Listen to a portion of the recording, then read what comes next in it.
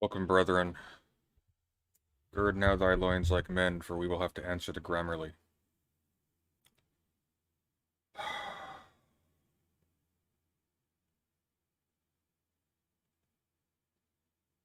Well, he shouldn't be arriving for another 13 minutes, so we have some time for dead space and to chat, so that's nice.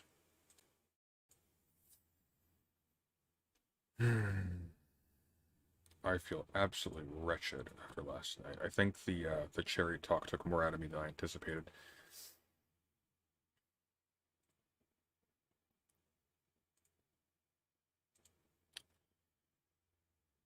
Let's pull this up.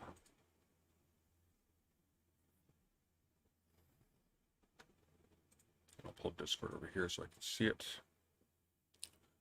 We'll be able to see when he arrives.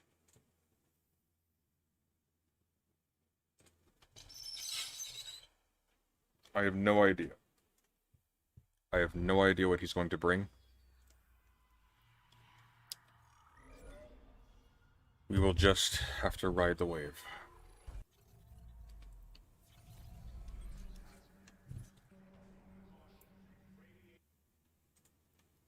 Here, we can probably afford to turn that volume up a little bit.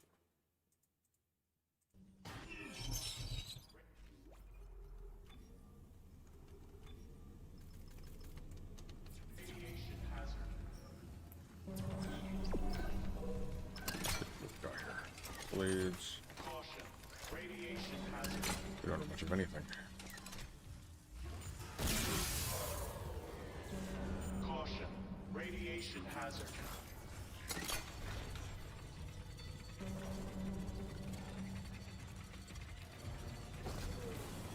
Caution. Warhead unstable. Contain all explosive materials.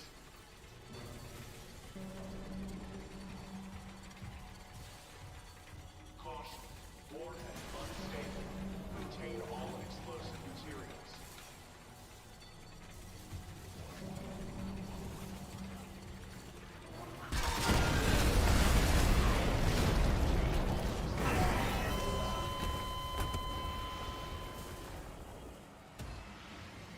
That was a mistake.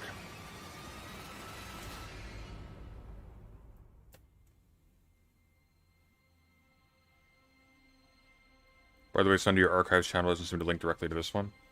Nobody finds the archives channel except through this channel, so I think it's okay for now. But thank you, I will address that at some point. I wonder. Maybe we just run for it? Oh shoot. Okay, so he can't explode at all. Okay. Okay, I can work with that.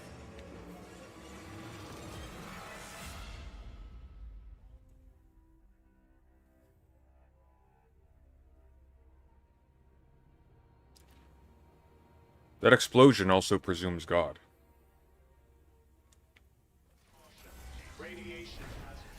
I should have told him that. That would have gotten him.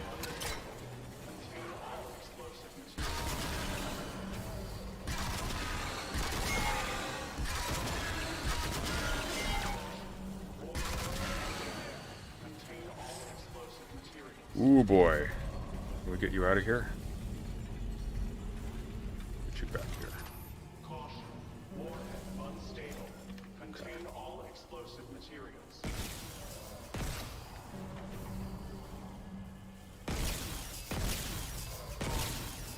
Safety clamps disabled. Caution. Warhead unstable. Contain all explosive materials.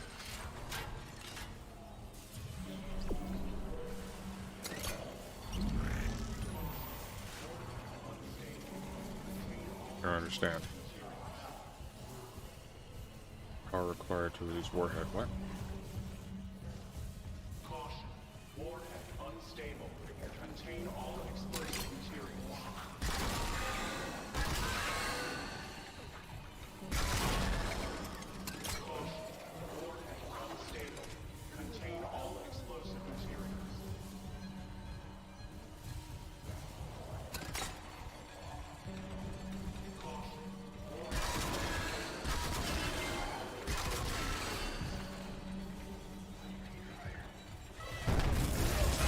Oh, come on.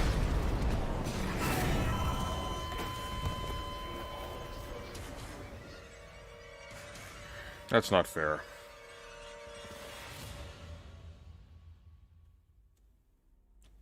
Is the infrared debate still on for tomorrow? Well, infrared's in... Haas is in Morocco.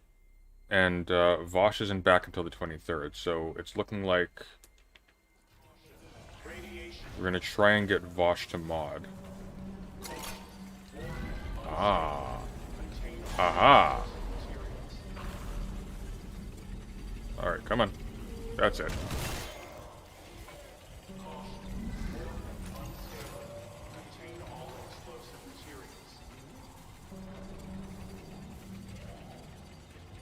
Let me get that bolt back.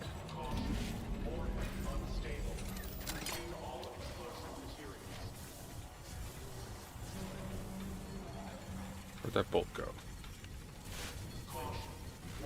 Unstable. Contain all explosive materials.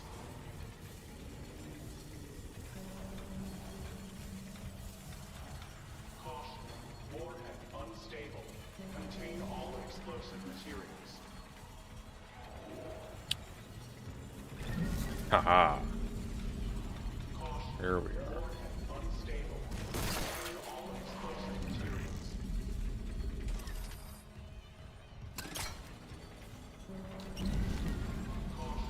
Warhead unstable. Contain all explosive materials. Power restored to ordnance control system. Caution.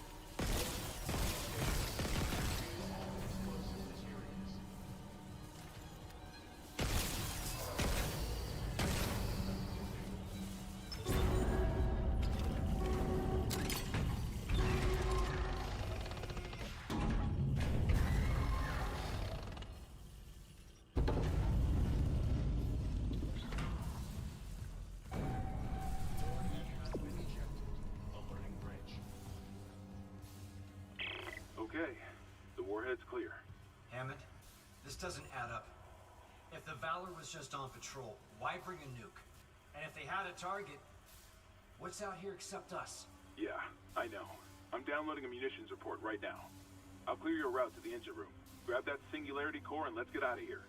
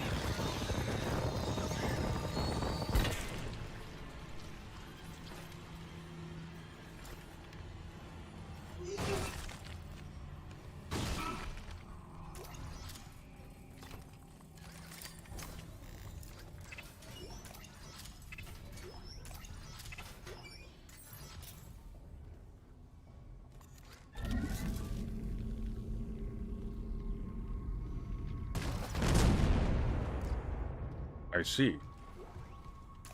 That was probably a waste.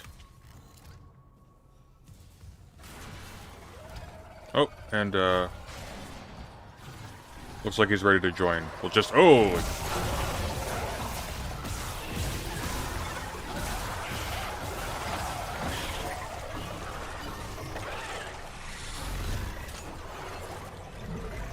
Haha!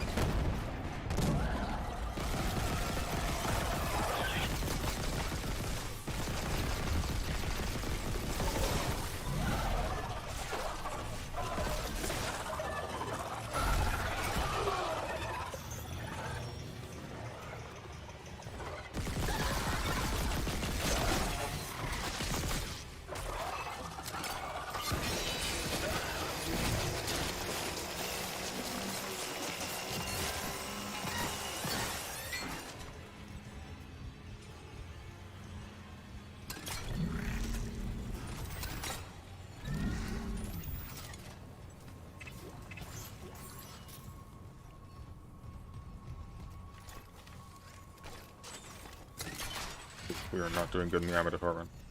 Alright, let's get our audio down and let's bring in our esteemed guest.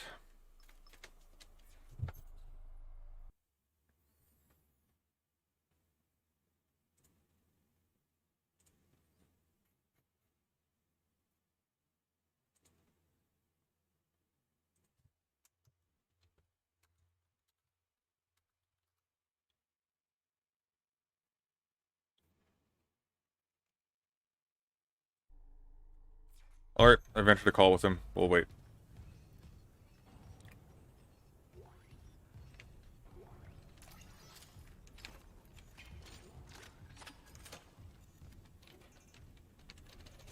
Let me open this.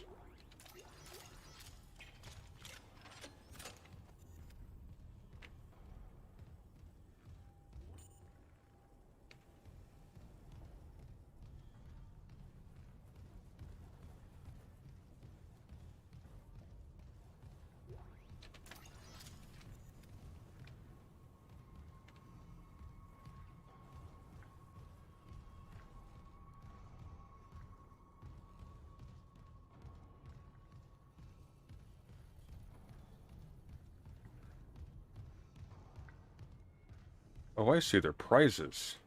Ah. Maybe that would be worth doing then. Shooting range online. Caution.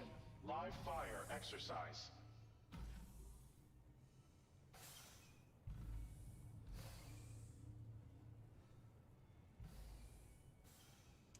Hang on, what's this? No, just join. No, just join here. I don't want to join a server.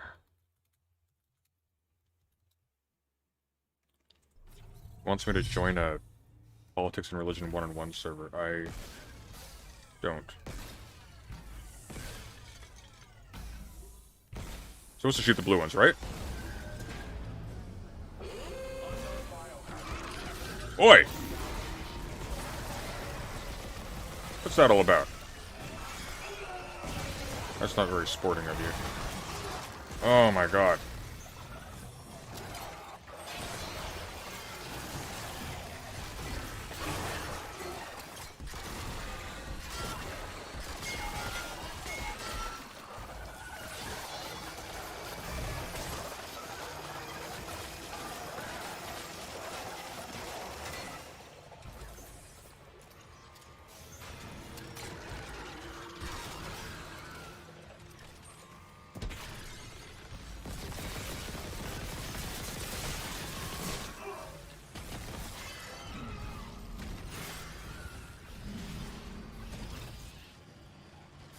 I'm stuck. Why am I stuck?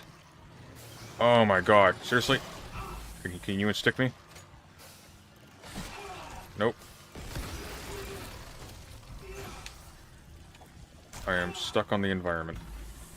Oh, god damn it. Can you please step away?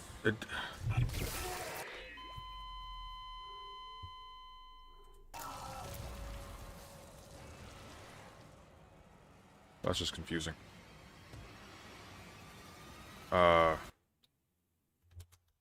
Functions the same in DMs. Don't need to make a separate room.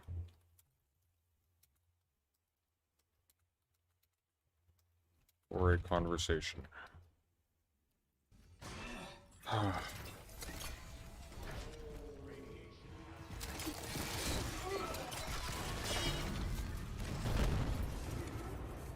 Seriously?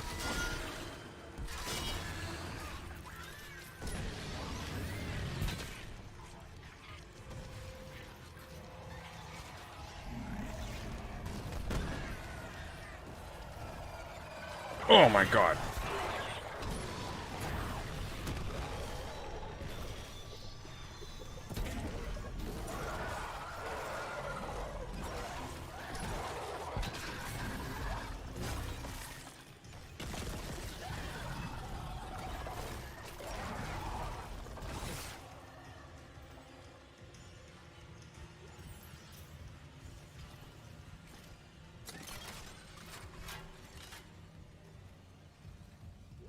Okay, I think what we're gonna do this time.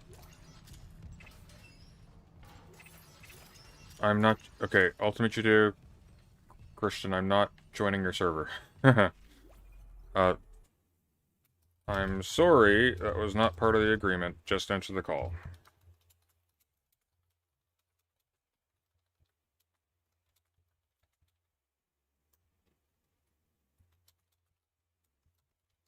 Here.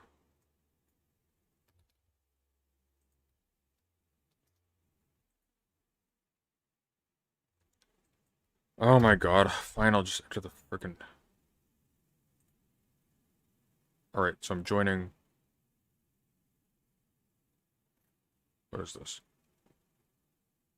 Okay, I'm in his server thing. I must complete a few steps. What do I need to complete?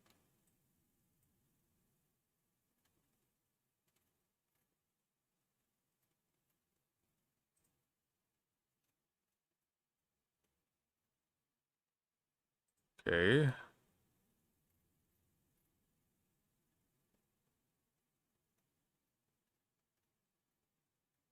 Alright, I joined your server. Where am I going?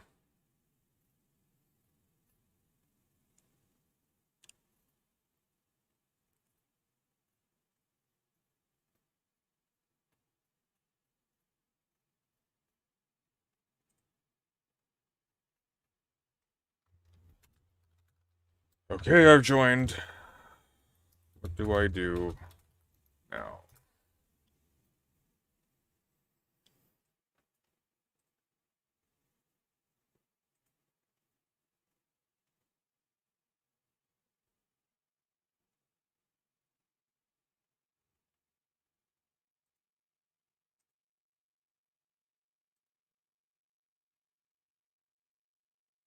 Titan says this is one of the most... Yes, I joined the link you sent. Apparently this is one of the most toxic servers Titan's encountered. I'll take his word for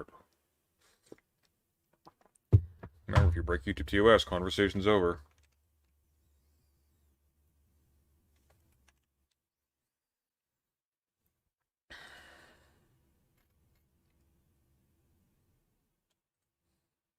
You'll see me in one-on-one down at the bottom somewhere. Okay.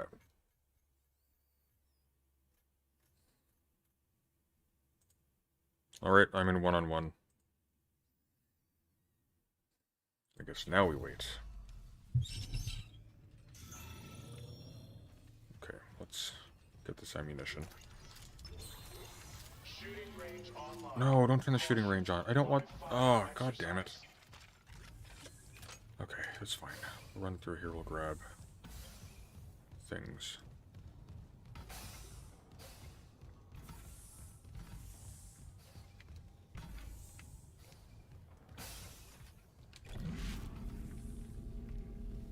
Hello. Hey, how you doing? Good god, you're loud. One moment. Speak again? Test 1, 2, 3. Okay, let me turn your volume down a tiny bit. You're kind of blasting here. Try again.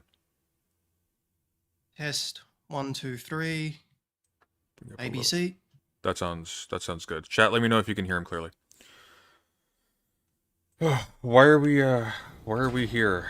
What can we do here that we can't do in a private DM?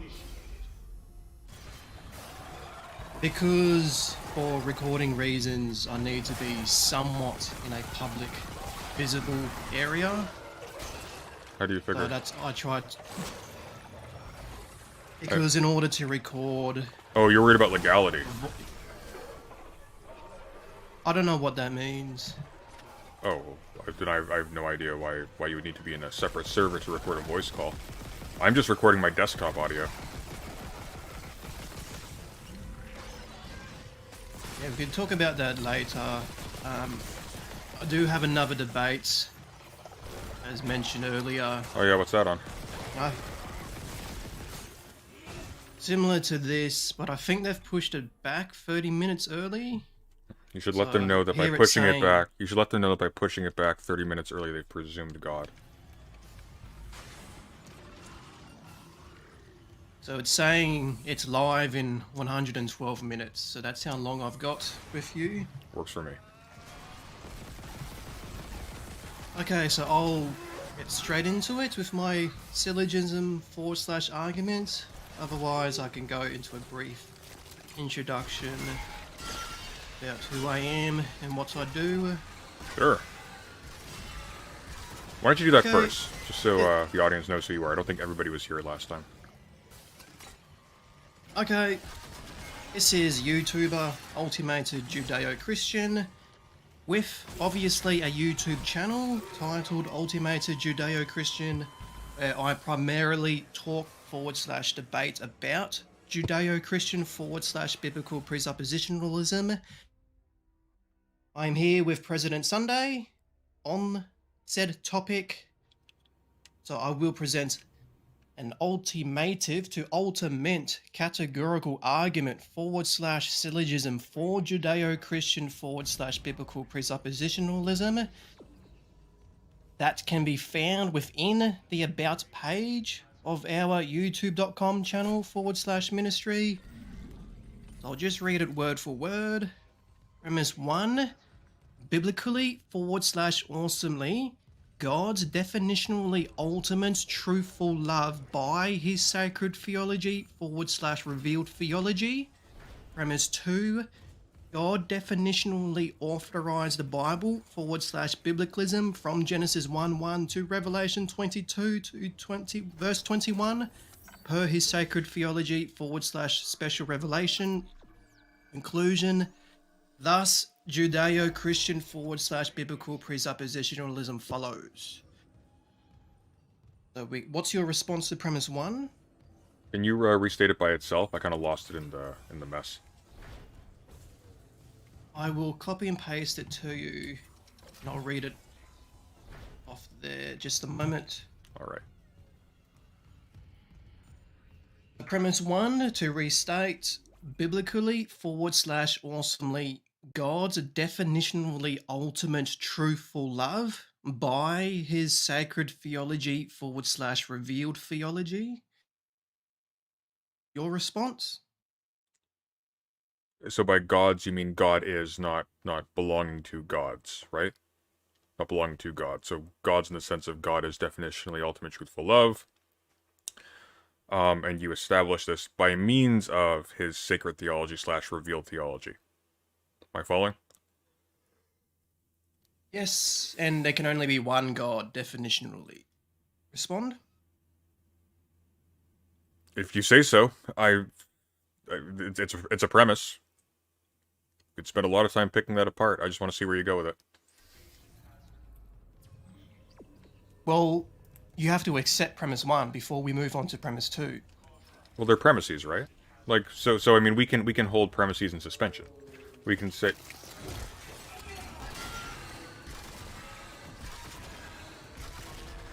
I think you cut out. No, I'm still here. Can you not hear me? No, can you repeat what you were saying? Well, I mean, they're premises, so we can suspend judgment on the premises and just say, if premise 1, and then move on, right?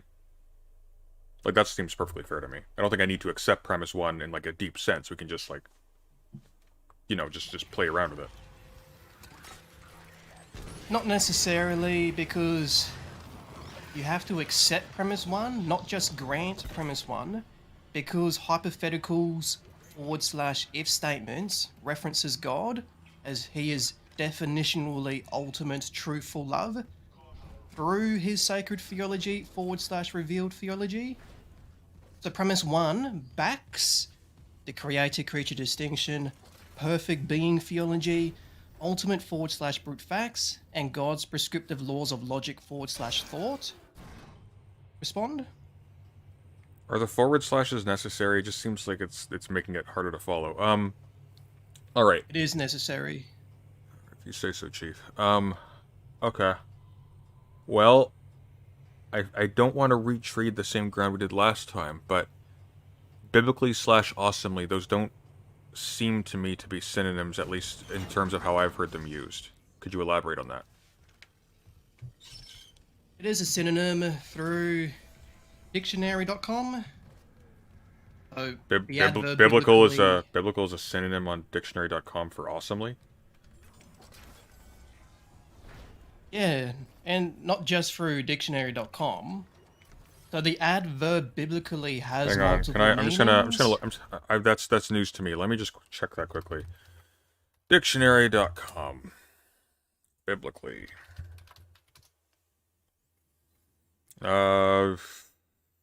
Synonyms. Where are synonyms? It doesn't even list the synonyms. Hang on. We don't have to. We're not going to go down this minutia route. For the sake of moving forward, we can. Well, I just don't know what's meant by awesomely. We can leave it. But if awesomely, We can leave it out. but I don't know what We biblically. can just leave it out. But I thought we need to We accept. can just leave it out. But I thought we need to accept all of premise 1. Not all of it. I'm just adding emphasis to the awesomeness of God's existence, because at the earliest starting point of our self-consciousness, we are all in awe of God.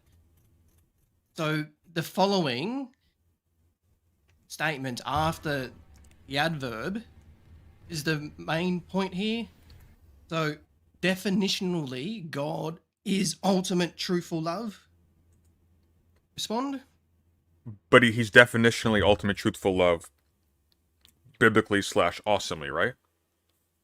So if I don't know what biblically or awesomely means, I don't know what the following means, because that's conditioning the whole sentence. That's in regards to us. So we are. But yeah, in but we're the ones awe. talking, So right? It's just another way of saying that we are in awe to God's existence. So for the sake of moving forward, we can just Okay. leave the biblically / All awesome right. out. Let's leave that aside.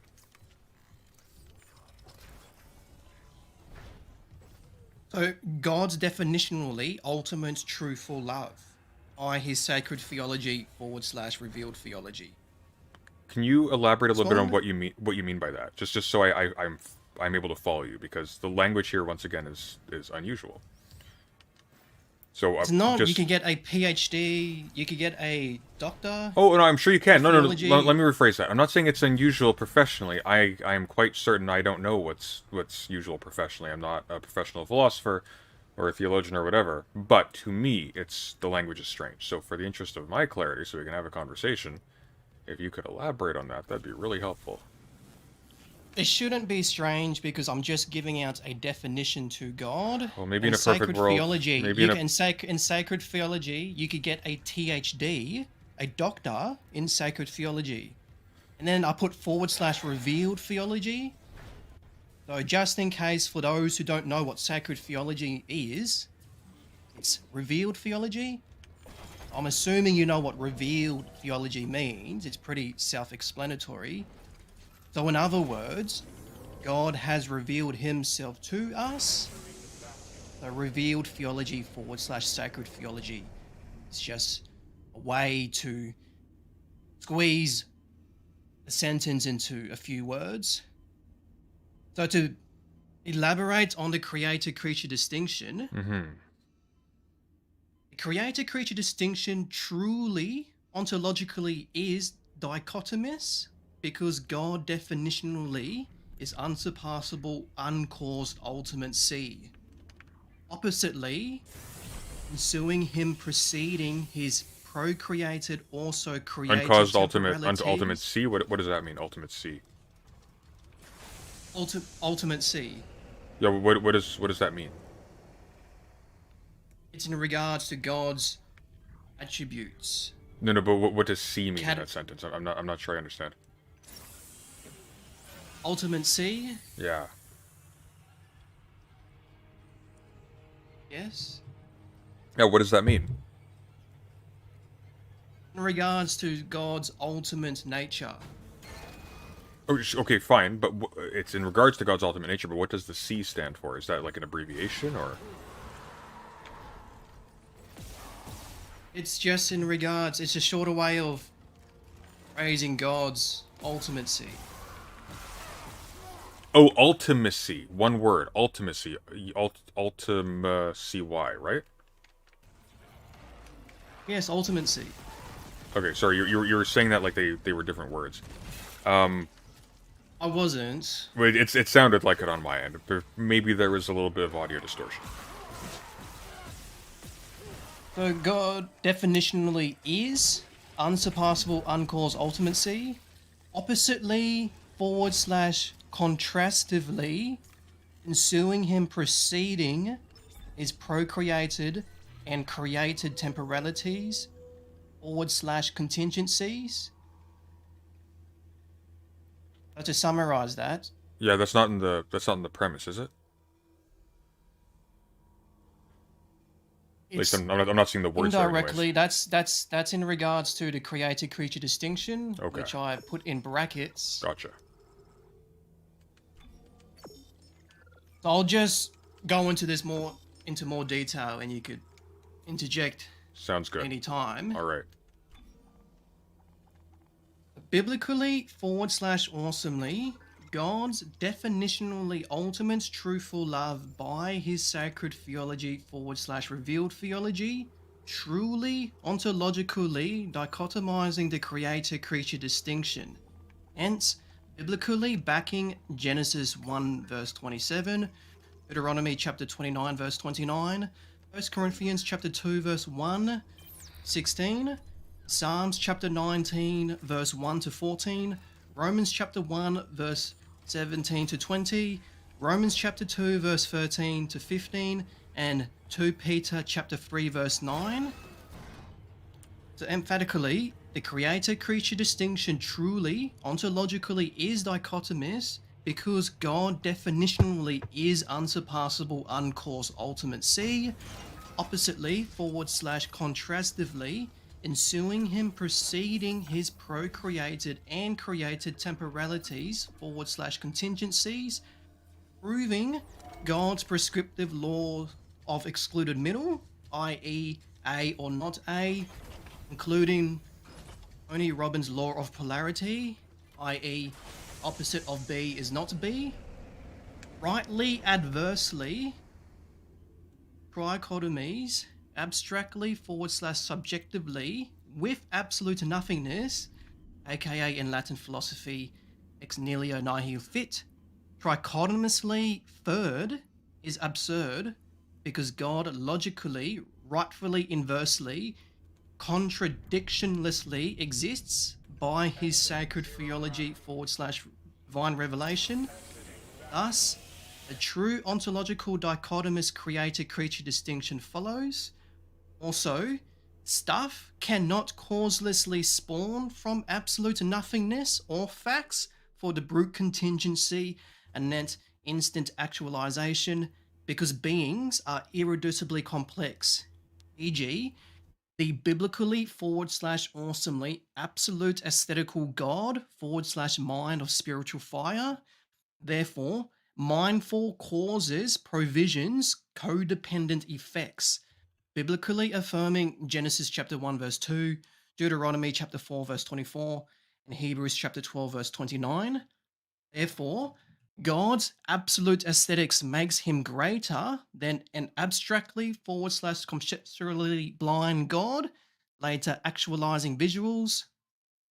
Overall, ontological quadcotomies onwards ad infinitum are shams because of the true ontological dichotomous creator-creature distinction. Ergo, defaultly, before time, God's definitionally ultimately self-loving, following his longed, theologically sacred procreative to procreated, perfect, perfective to perfected, and ultimative into ultimated kin, biblically confirming Hebrews chapter 1 verse 13 to 14, Isaiah chapter 35 verse 8 to 9, Matthew chapter 5, verse 48, Matthew chapter 18, verse 1 to 5, 1 Corinthians chapter 6, verse 9 to 10, and Revelation chapter 21, verse 27. Truthfully, contrarily, God's creation concerning impersonalities, e.g., air, definitionally cannot perfectly praise him. Thence, ontotheology / agape theism, i.e., God's supreme truth-telling lovingness grounds facts, e.g., creatures' self-identification, making God ground the first principle regarding French philosopher René Descartes' philosophy, I think, therefore I am, aka in Latin, cogito ergo sum. Overall, biblically / awesomely, an absolute ageless mind / omniscience necessarily sources Okay, non-physical hang on, one prescriptive sec. No. information. Just one quick moment. So I need to interject because as a category of polarity, alignment refers to one's place in relation to the continuum of a given globality. The global system of alignment concludes a very atypical geographical form of the relation between urbanity and rurality. You following me? So rather than being spaces separated by distance, though they often are, they are chiefly separated by the relation they bear to the global continuum. Thus, an Airbnb in the middle of Idaho is in a way quote-unquote urban, and a decaying neighborhood in Los Angeles can in a way be quote-unquote rural. Rurality is not necessarily misaligned with the global system, it rather has the potential to be, being quote-unquote overlooked. For example, flyover states. It has a chief potential to give rise to malign sovereignties or What is counter-hegemonic this partisan regards kinds of to? politics, from Islamic fundamentalism to militia movement, from Bugaloo Boys to What are Black you guerrilla talking movements. about? For example, the early Panthers. Do respond. The what was the argument in there? All right. First What was the of all, your rebuttal presumes mega communism. how is this relevant to what I said in regards to the creator-creature distinction? It's pretty obvious why it's relevant. Look, I'll just summarize. You spoke fast there, so I'll summarize what I was saying. You go ahead. The only two things that can exist is God and temporalities. If absolute nothingness is asserted as a third option, then it's fallacious because absolute nothingness definitionally is impossible. So this goes back to a true dichotomy of God and not God. Not God entails temporalities, therefore, because you are not God, you are subject to God. This goes back to premise 1. Mm-hmm. God's definitionally ultimate truthful love by his sacred theology / revealed theology. Reply? Yes, affirmatively, obviously. I think you've made a very compelling case there. Yeah, so premise 2, God definitionally authorized the Bible / biblicalism from Genesis 1:1 to Revelation chapter 22 verse 21. See, now we're back to the original problem. I still don't know what biblically means. That's not in regards to premise 2. I didn't say biblically within premise 2. Well, you said biblical. This- Those are related, right? I mean, I assume they would be. I said biblicalism, the Bible. I'll just it's all on the private message. I'll restate it. Okay. Premise I'm 2. reading the private message. I'm just not seeing an explanation of the terms. Like, they're given. They're given in English. Like, the words are unrecognizable as words. I understand they can mean something. I just don't know what the referent is. Like, biblicism. What does that mean specifically? Does that mean, like, pertaining to the contents of a Bible? Does that mean following through from the logic of a certain reading, of a certain interpretation of it, of its role, of its authorship, etc., etc.? I just don't know exactly what that means. It can mean a number of things to my mind. Maybe I'm incorrect about that, but that's what seems obvious to me. It's an umbrella. It's a metaphysical umbrella to all the translations, all the versions.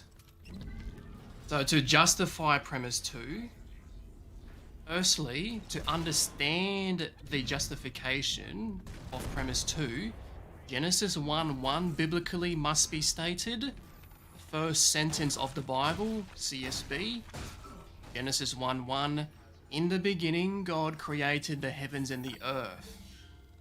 Thus, God definitionally authorized the Bible / biblicalism from Genesis chapter 1 verse 1 to Revelation chapter 22 verse 21 Got it. for evidentialism.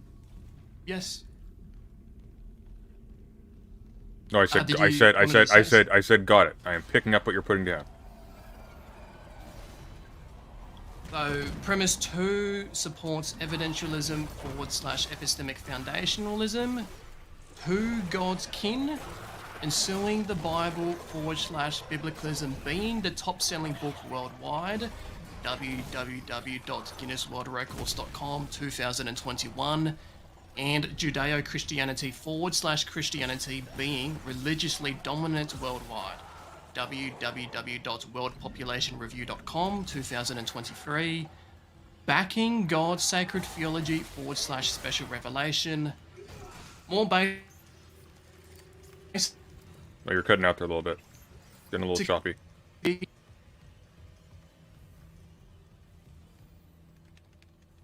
Still with me? Ultimated?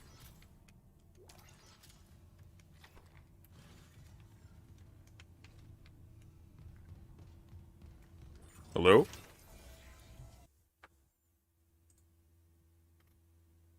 He's still in the call, I just can't hear him. If you can hear me, just a heads up, I can't hear a word you're saying. You seem to have gone silent. And I'm not seeing the green light pop up. That might be a sound card issue? I don't know.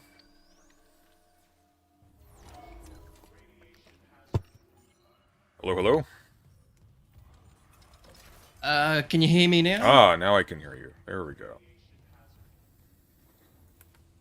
Okay, so I'll go back maybe 30 seconds. Christianity supremacy doesn't extend to Discord, apparently. That's unfortunate. So to start where... I'm just finding where I was... Look, I'll just start from the start for this justification. Maybe not from the start, but from what should be remembered. The Bible is the top-selling book worldwide. www.guinnessworldrecords.com 2021. And Judeo-Christianity / Christianity being religiously dominant worldwide. www.worldpopulationreview.com 2023. Because God's perfect, he would make sure of those two things. Yeah, the website really makes that clear. Continue. Backing his sacred theology / special revelation. More basically, ontotheology / agape theism, i.e. God's ultimate truthful lovingness, backs the Bible / biblicalism from Genesis 1:1 to Revelation chapter 22 verse 21, for evidentialism / epistemic foundationalism to finite minds, affirming God's sacred theology / divine revelation. Even more basically, an ultimate truthful lover authorized the Bible / biblicalism from Genesis chapter 1 verse 1 to Revelation chapter 22 verse 21 for evidentialism / epistemic foundationalism to mindful temporalities, confirming God's sacred theology / general revelation. Again, even more basically, God's non-physical truthful lovingness ensues his creation of physical energy / matter with the Bible / biblicalism from Genesis chapter 1 verse 1 to Revelation chapter 22 verse 21 for evidentialism / epistemic foundationalism to spiritually fallen creatures, supporting his sacred theology / natural revelation. Categorically anti of God's biblical authorization would be more sacred books. Biblically, God's perfect / infallible by his sacred theology / revealed theology. Thus, the Bible / evidentialism follows, biblically backing 2 Samuel chapter 22 verse 3, Psalms chapter 18 verse 30, and Galatians 1:8 verse 9. Conditionally, if God authorized the Bible /biblicalism, then his ultimate truthful lovingness would source the first sentence of the Bible /biblicalism. God's ultimate truthful lovingness does source the first sentence of the Bible /biblicalism per his sacred theology /divine revelation. Therefore, God's biblical authorization ensues. Disjunctively, if God authorized more sacred books, then the Bible /biblicalism is false. The Bible /biblicalism is truthful. Thus, God's biblical authorization follows. So, to summarize all of that, only a loving God can exist, and only the God of the Bible is loving, as he has made his attributes known within the first sentence of his sacred book, the Bible, to falsify all other... If the Bible says God hates something, does that mean that he doesn't exist when he hates something? Because only a loving God can exist? Just curious. Isaac, you hearing this? It's Chen. That's a loaded question because Alive? It God presumes God, right? is I know my own fucking corporal. Chen, not just that, but God is not all loving to his creatures. He is all loving to himself. So God will punish sinners due to free will of those who rebel against him. Oh, but okay, but to but prove- when he does so, though, he doesn't exist to us then, because only a loving God can exist. So if he doesn't love us, then he's not a loving God to us. Ergo, doesn't exist, right?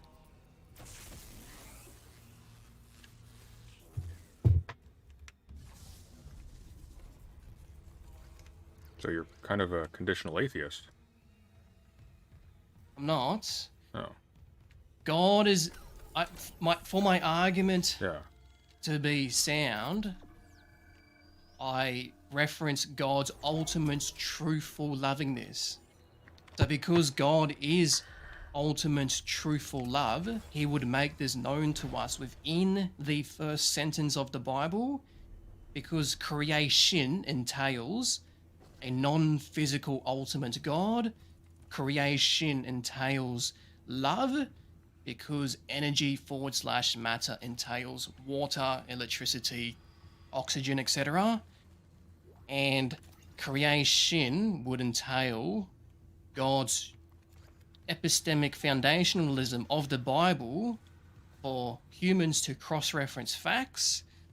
So because not everybody is in the absolute presence of God, we have to use the Bible as an authority to cross-reference facts. And this is why, for emphasis, the Bible is the top-selling book worldwide, entailing Judeo-Christianity / Christianity to be religiously dominant worldwide, as God's perfectness entails all of that. So you just have to accept the truth. This is why the Bible is very heavy on Satanists, not so much self-proclaimed atheists, agnostics, etc. I don't think the word Satanist even occurs in the Bible, does it? I'll double check that. I know it's indirectly stated. So I think that's a more recent term. I mean, maybe witches. Witches get a bad deal. Just a moment as I double check this.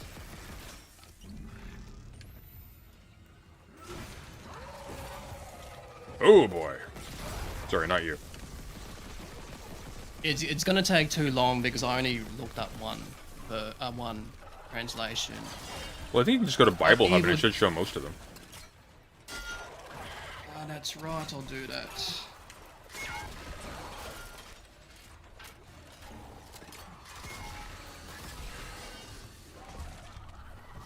Yeah, references Satan, from what I see. So you can imply Satanism from that. Let's just roll with But that. back to the premise. Sure. Restate. Just a moment as I scroll back up. God definitionally authorized the Bible / biblicalism from Genesis chapter 1 verse 1 to Revelation chapter 22 verse 21 per his sacred theology / special revelation. Your response? Sure thing. Yes, so the conclusion follows. Thus, Logically and Judeo- irrevocably. Clearly. yes, because if P1 is in P2 and P2 is in C, then C follows, complementing the categorical syllogism / progelism. That's how you pronounce it. Gotcha. So that's we've come to an end. That's the topic of our It wasn't just a nuke. They came scheduled debate / talk. All right. Well, I'm glad we had this talk. Proving- Anything else you want to talk about? We were all dead from the moment we arrived. I'll just double check how much time I've got left. Moment. Okay, I've got around 81 minutes. That's a long time. 81 minutes, huh? Yeah, but based off memory, we spoke about flat earthism, Christology. Oh yeah, flat the Earth. sun. That was an interesting conversation.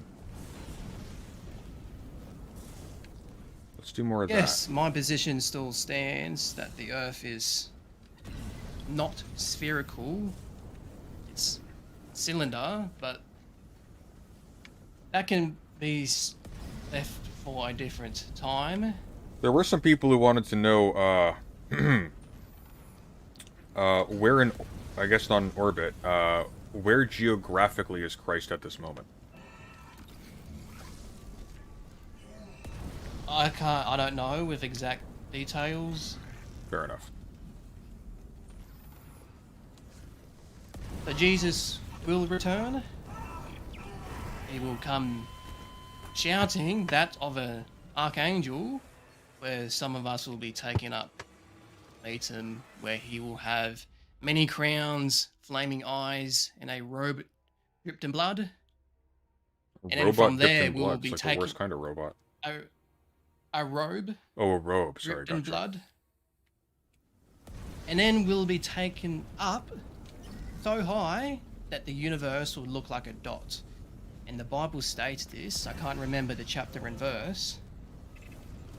And then from there will be everlasting paradise. So What does the acceleration of global warming portend for the ice wall? I don't know. Science is not really my thing. Fair enough. It's not I mine can't. either.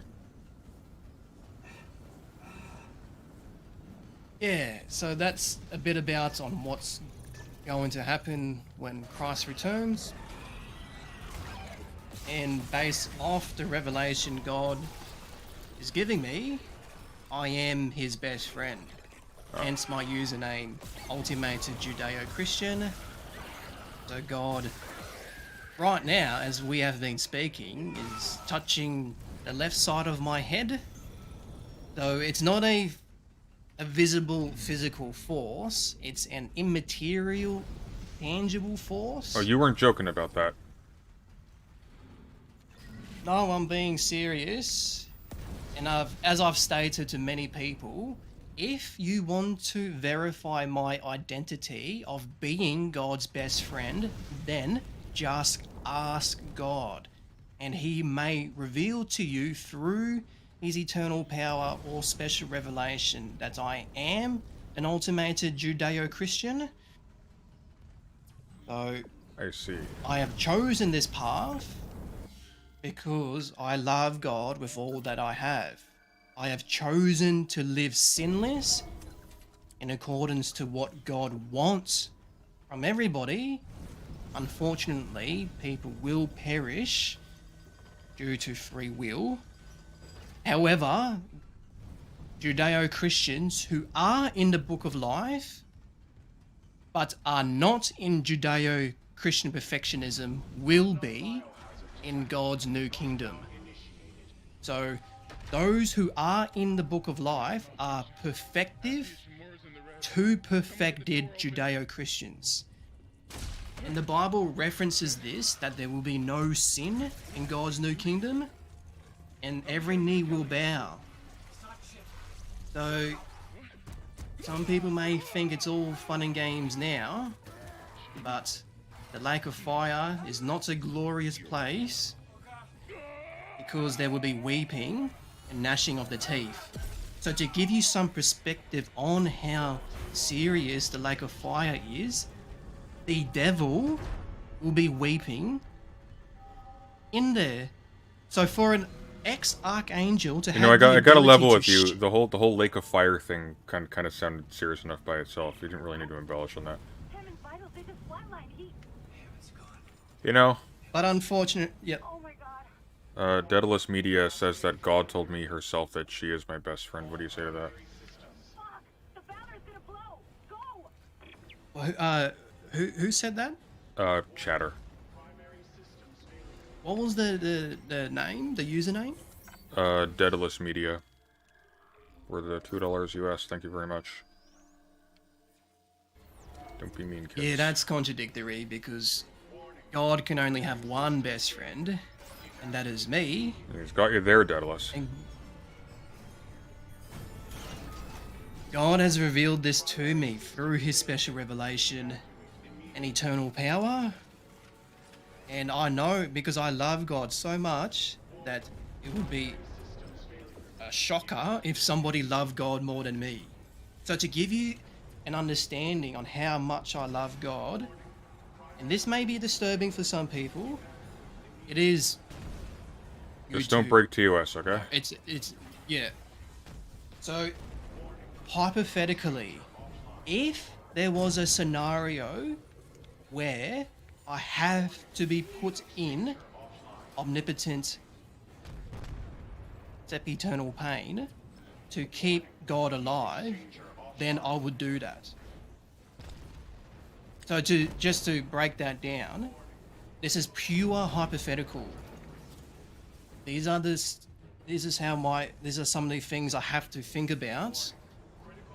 So even if there was a greater God than the God of the Bible, I would defend the God of the Bible, even at the cost of eternal / everlasting pain. So, And then there's... you're kind of a Satanist then. No, it's a hypothetical. Yeah, but I mean, like, that's essentially what Satanism is. You have an ethical preference for a being that is below God, but which agrees more with you in some way. I'm not saying I'm not criticizing you for it, but it seems to me that's pretty close to what's being referred to by Satanism generally. Even for like sort of like LaVeyan Satanism, where it's basically atheistic and it uses it as kind of a poetic / magical sort of thing. No? Does that make sense? I presented, and if I presented, it doesn't make sense, because I'm an ultimated Judeo-Christian firstly, and I presented a hypothetical. So to restate, or to paraphrase said hypothetical, if there was a scenario where I have to be put in omnipotence without end pain for the sake of God's longevity, then I would do that. And I would say it would be the case for everybody when it comes to his new kingdom. Everybody would have the same mentality, because there will be no more sin in God's new kingdom. Everyone will be perfected Judeo-Christians. However, in my case, I am an ultimated Judeo-Christian, because God can only have one best friend. And he has shown this to us in the Bible with Jesus. So the Bible states in John 15:13, I think, there is no greater love to die for your friends, end quote. So God came down to us in a different form, whilst remaining ultimate perfection, to die for us, to show that he loves humans more than angels. And then based off my relationship with God, I am his best friend. So that should address any other questions or any other claims like that previous Jerk, I can't questioner. ask him that.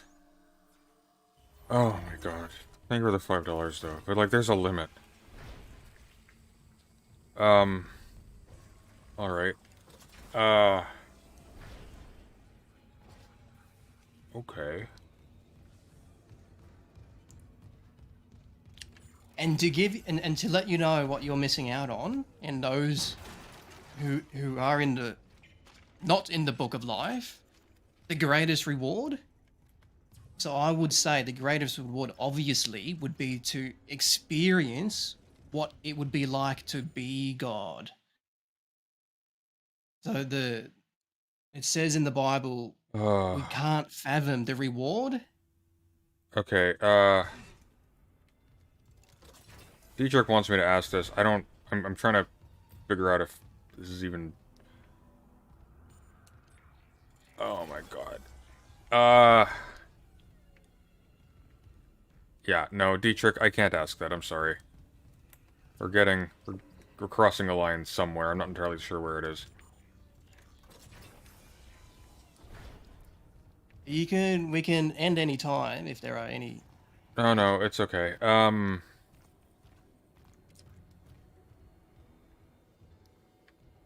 I mean this in the, I'm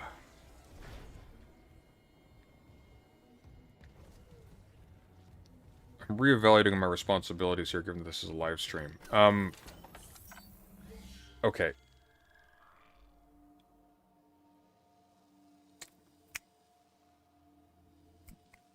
Maybe...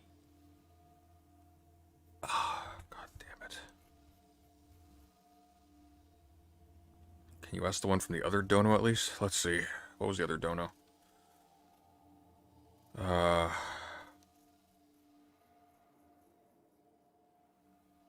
thought I did ask that one. Your other... restate it, would you? I think I did, D-Chick. I think I did ask that one.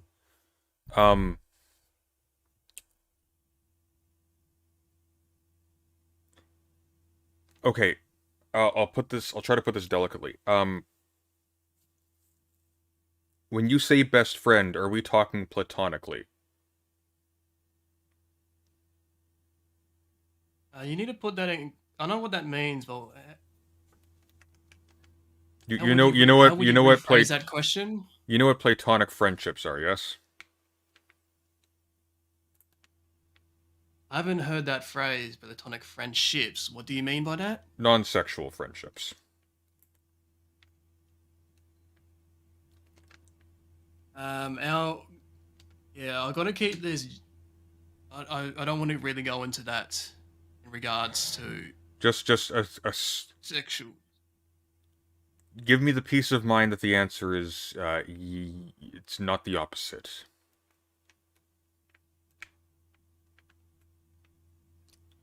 Let's let that one sit. You go.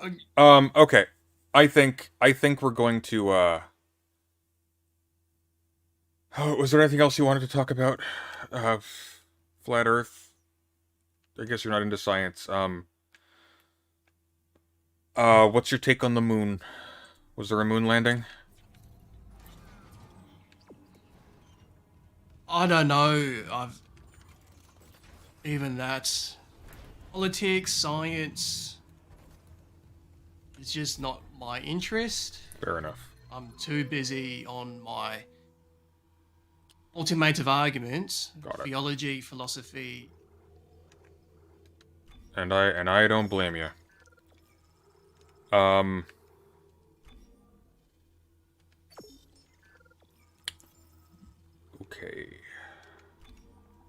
Your next debate is on this same topic? Yes, Who are you talking to? Nine Tails Cosmic Fox on Atheist Edge. Oh, I'm not familiar. Would you mind if I sat in on that? I'm mildly curious. If you what, sorry? If I sat in on that for a little bit, I'm mildly curious. I'll be quiet, I just want to be in the chat. I think it's being platformed through StreamYard. But I'm you're not probably the- you're probably gonna have the conversation though, like on Discord. That's typically how it goes. Right? Not in this case, because I was sent a StreamYard link last week. Oh, From StreamYard, memory. of course. Right. I used to use StreamYard. Well, I'd be very interested just sitting on that StreamYard if that's all right with you. It's all technically the same on my end. Or I suppose if it's being streamed, you can just send me a link and I can just listen to it from there. Why don't you do that, actually? I don't need to be in the chat. Yeah, I'll send you a link. There's Yeah. actually a timer on the... Just a moment as I... The link... I can guess what that something is. If the marker's active, shit. The crew deck is locked down, but the deck supervisor might have an override key. The last location I have for her is the gym. How long will it take to install the Alright, singularity? well, it's been a pleasure.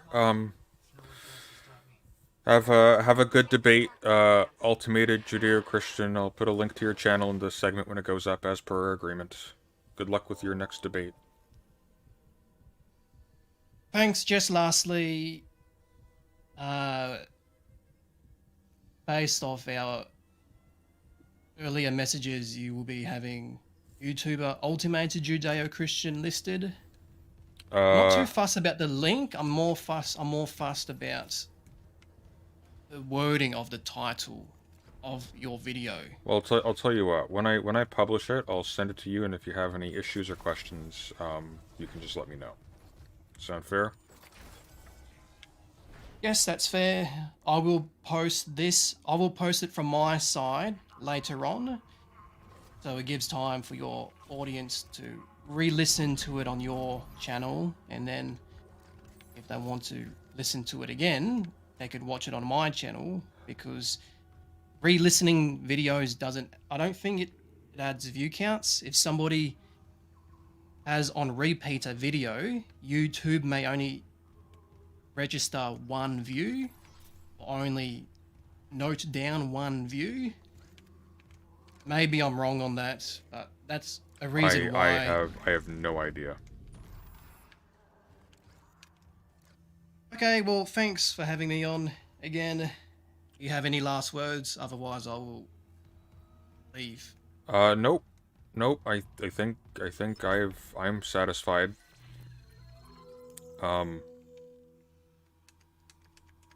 Yep. Okay, thanks. Take care. Bye. Bye.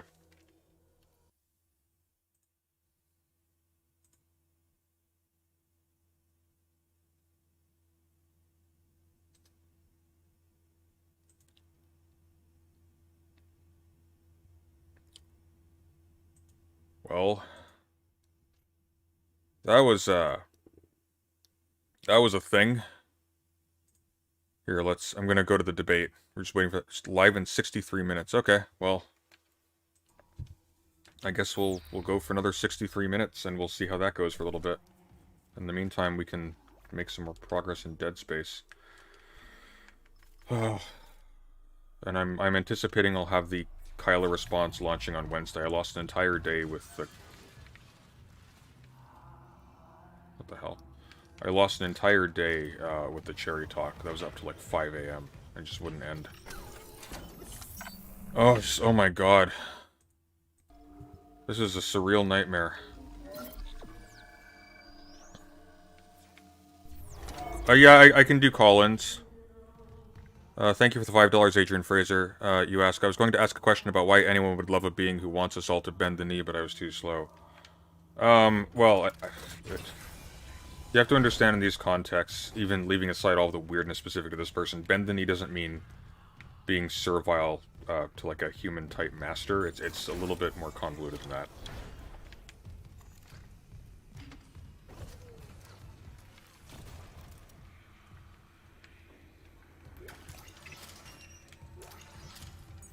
Clearance confirmed.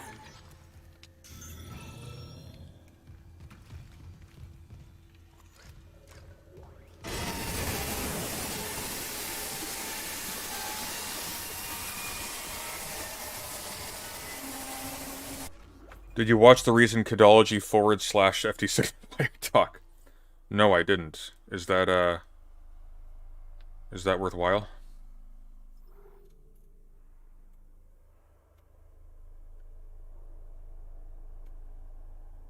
Can we read the infrared? I've read the infrared thing.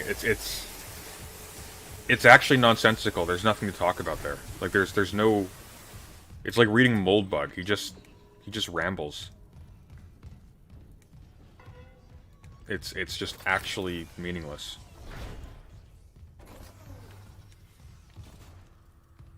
Besides, I am dead tired after last night, and if I'm going to study for the debate... Oh, we found the basketball game.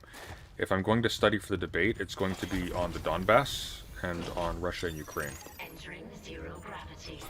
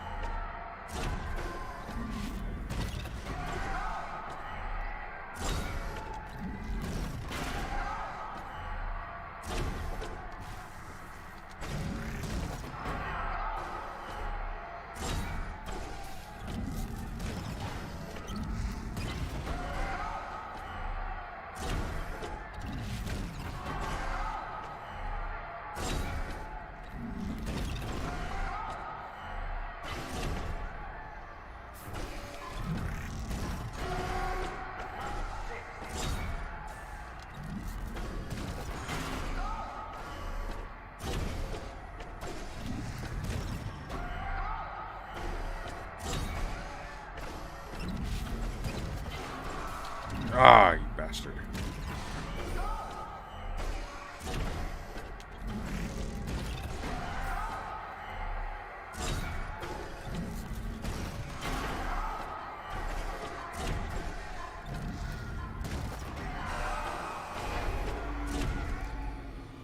Oh, damn, I was so close. Reward locker now active. Congratulations.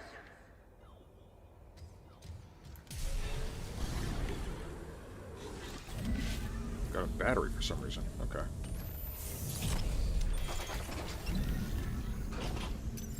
Exiting Exiting zero gravity. Oh, you're so close.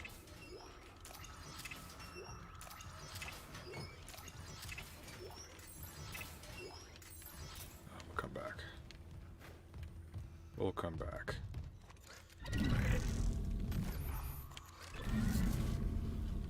Yeah, if you want to do call-ins right now, I've got some time to kill, so feel free to come in.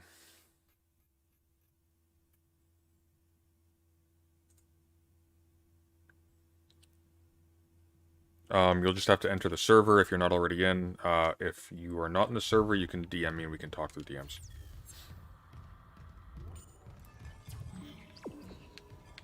Right, okay, that's what that's for. Got it.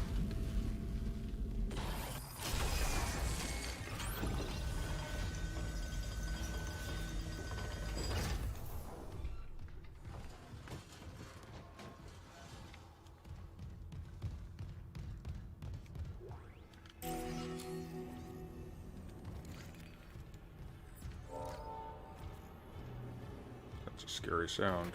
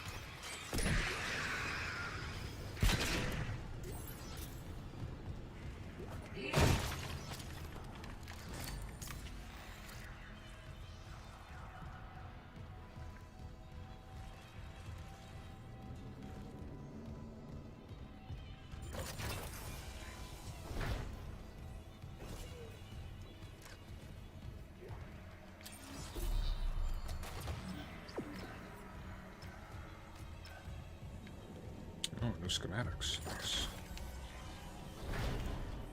Or a new suit, rather.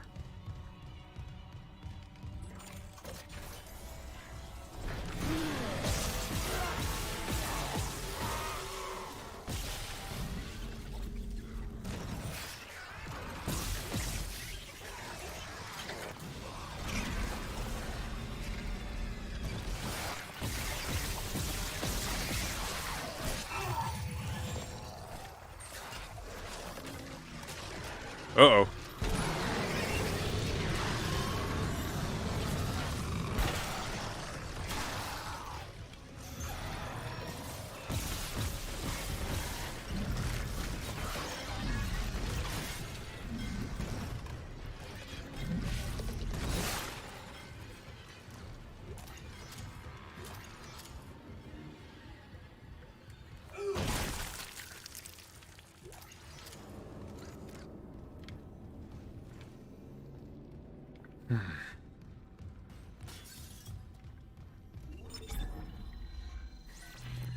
Let's see here. Hey, do you think Infrared is an anti-Semite and he believes in the JQ? I think Infrared will pay lip service to things that sound like the JQ, if it suits him. I think he's very cynical, but I don't think he actually believes it. I don't think he believes a lot of the stuff he says. I don't think he's actually stupid. I think he's just very corrupt. Very corrupt.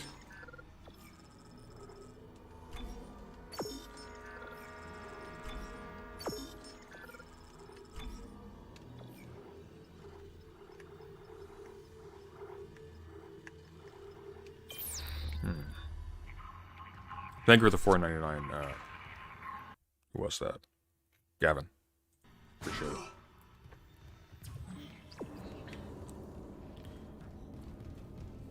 Let me revise that a little bit. I want to be very careful. I don't want to say that Infrared would not sincerely on board anti-Semitic conspiracy mongering. But just that the way by which he would get there would not be through thinking about it. It would be through being basically acculturated by just following the money.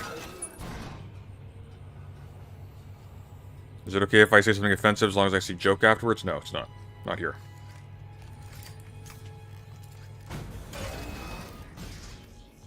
Within reason. Like, not all offensive speech is equal.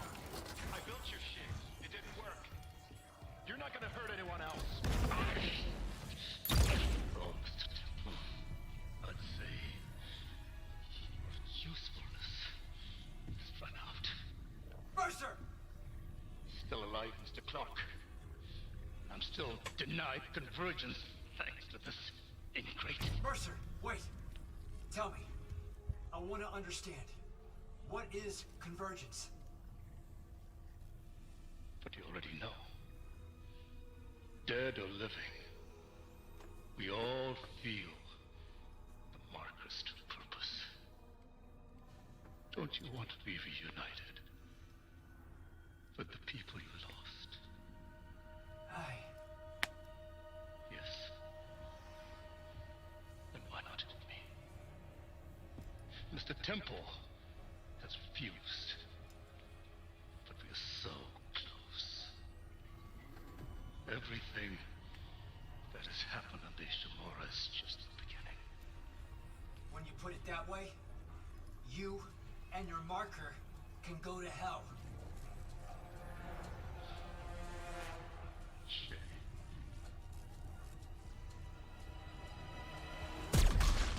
No!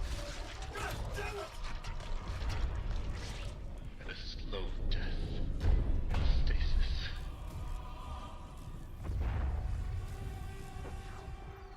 I think your death will come faster.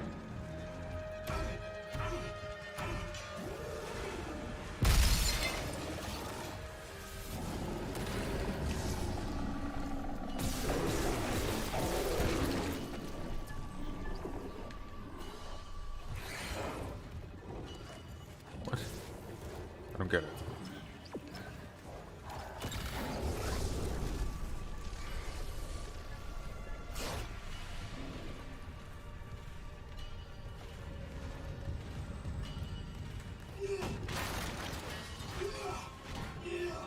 I don't understand. What am I supposed to do here?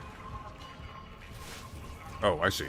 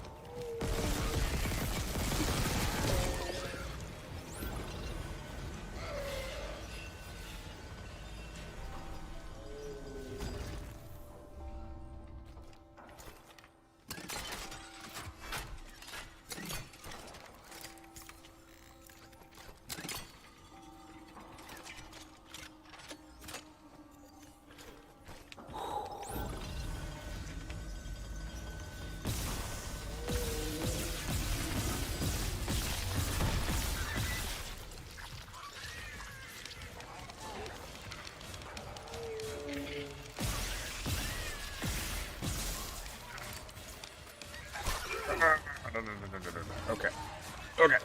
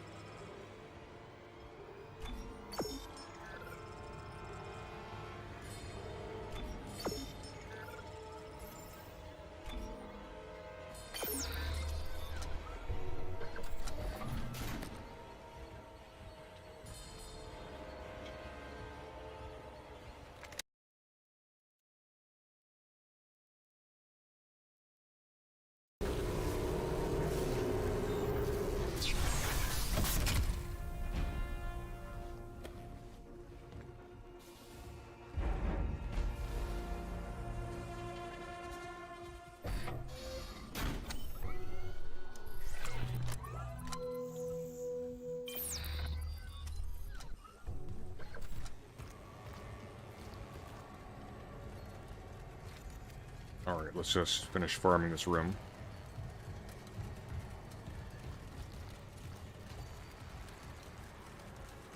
Which we may have already done to the fullest.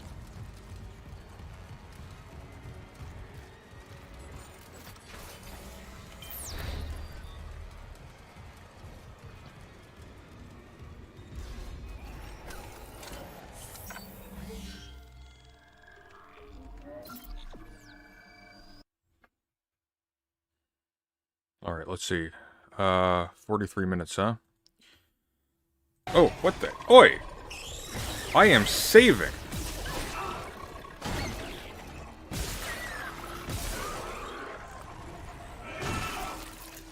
Unbelievable. No respect.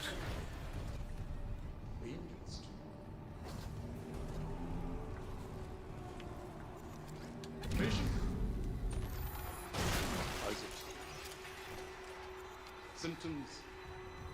Mania.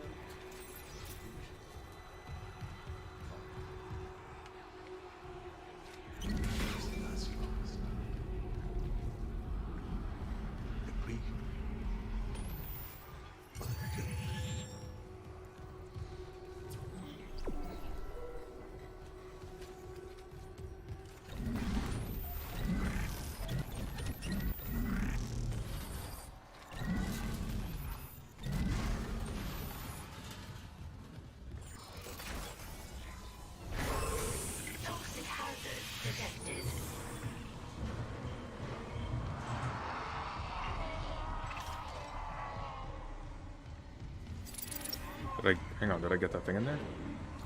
Nope. Whoa, what the? That was unexpected.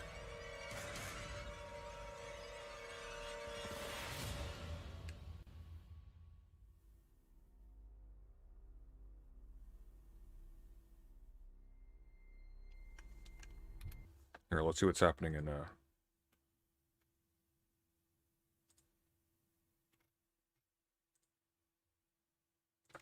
is this?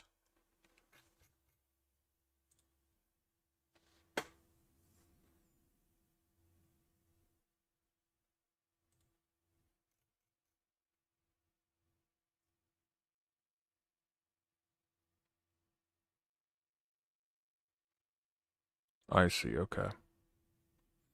Yeah, so it's 41 minutes until the ultimated thing.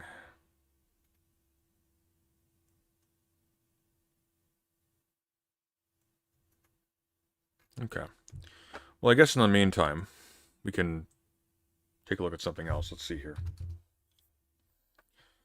What have we got on the list?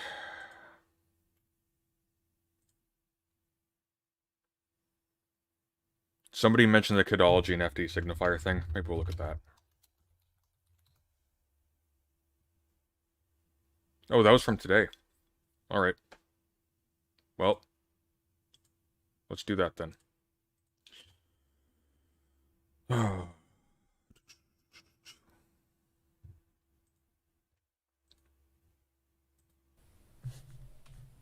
Hello, salutations everybody, salutations. Hello, I hope everybody is doing well. So sorry about the delayed announcement about this. Some technical difficulties as per usual, but lovely to see you. I'm not sure if we're going to get a lot of people here, as considering that it's quite late. It's already nearly 1 a.m. here, but alas. Thank you so much, Rennie. That's very, very kind of you. Thank you. Yes. Yes. It was a birthday. But yes. Thank you so much. Very much appreciated. I've sent FD the link, so I'm hoping that all is well on his end. Thank you so much, Dr. Z, for... I'm not entirely sure, I can't really see what you've sent, but I think it's emoticons. But thank you very much. Yes. Hello, Joshua Craig. Lovely to see you, as always. Thank you so much, Evan. Thank you. Yes, as I said, it's been a birthday, but alas. Yes, and it is lovely to see you as always.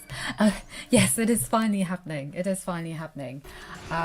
We'll see how it goes. I think I'd just like to clarify let's fast forward. some things, and I think everything is just a lot better when you talk to people directly. I don't think I've ever spoken about or to FD signifiers. This could be kind of interesting. Be respectful. Don't be rude. Don't be crass. Don't be... Yeah, just treat people the way you want to be treated in your everyday life. If you wouldn't say it to somebody's face, don't say it at all. So yeah. And I do have my moderators, so go for it. Anyway. Hello. Hello. Hello. Are we already on? Hello. Already in? Yes. Hello? Yes, you you are. Yes. Hello? Okay, we have a little lag, I think. Yes, I can hear you. Oh, yes, Can you hear yes. me?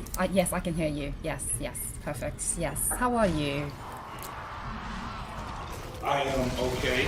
A little tired. I assume you're more tired because it's much later there. Oh, it's fine. I had a nap. It's all good. I'm fresh and ready to go. So, yes. I mean,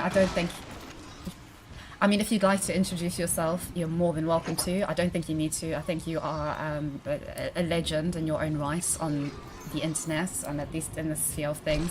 So, yes, if you'd like to, Never take it away. said anything to hear. I'm FD Signifier. For those of you who may not know who I am, I wouldn't call myself a legend yet. I appreciate the honorifics. This is audio so bad. I'm sure many of you. I've had so much Makes my audio so engagement from people that wanted to see this happen. So I'm pretty confident, considering the interactions we had.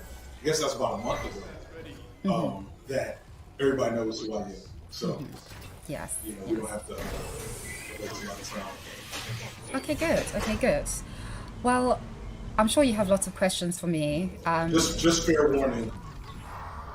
Yes. Just fair warning. I have two little ones that may run down at any point in time. I think my wife just walked in and she knows we're doing this, but I just want to make sure if ever I seem like I'm disengaged or I cut my screen, because if ever that, just know it's not running off the stream. It's just no worries at all. No worries at all. Just hold the core. Just let me sort of be a part of your melting pot of things. If you need to leave for anything, feel free. No hard feelings. Yeah, completely understand. Definitely. But anyway, I'm sure you have a lot of questions for me. I definitely have questions about things. I'm perfectly happy for you to start with the question, unless you want me to. I don't want to start with a question. I think I first want to start with an apology.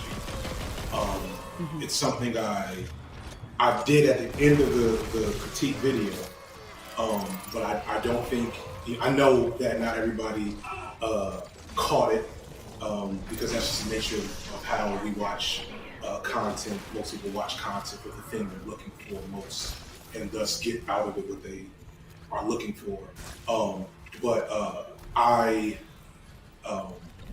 was well aware during and in the aftermath, genuinely considered, I think I'm just going to vault this, the video, that it's just not fun to be the subject of discourse, even if that discourse is important, which I think the discourse was in the video that we did. Even if there were important things that needed to be hashed out from that, or may have been learned, or even if there was conflict that came from it. I said it in the video, it's never fun to scroll through your feed and see your face but not your videos, if that makes sense.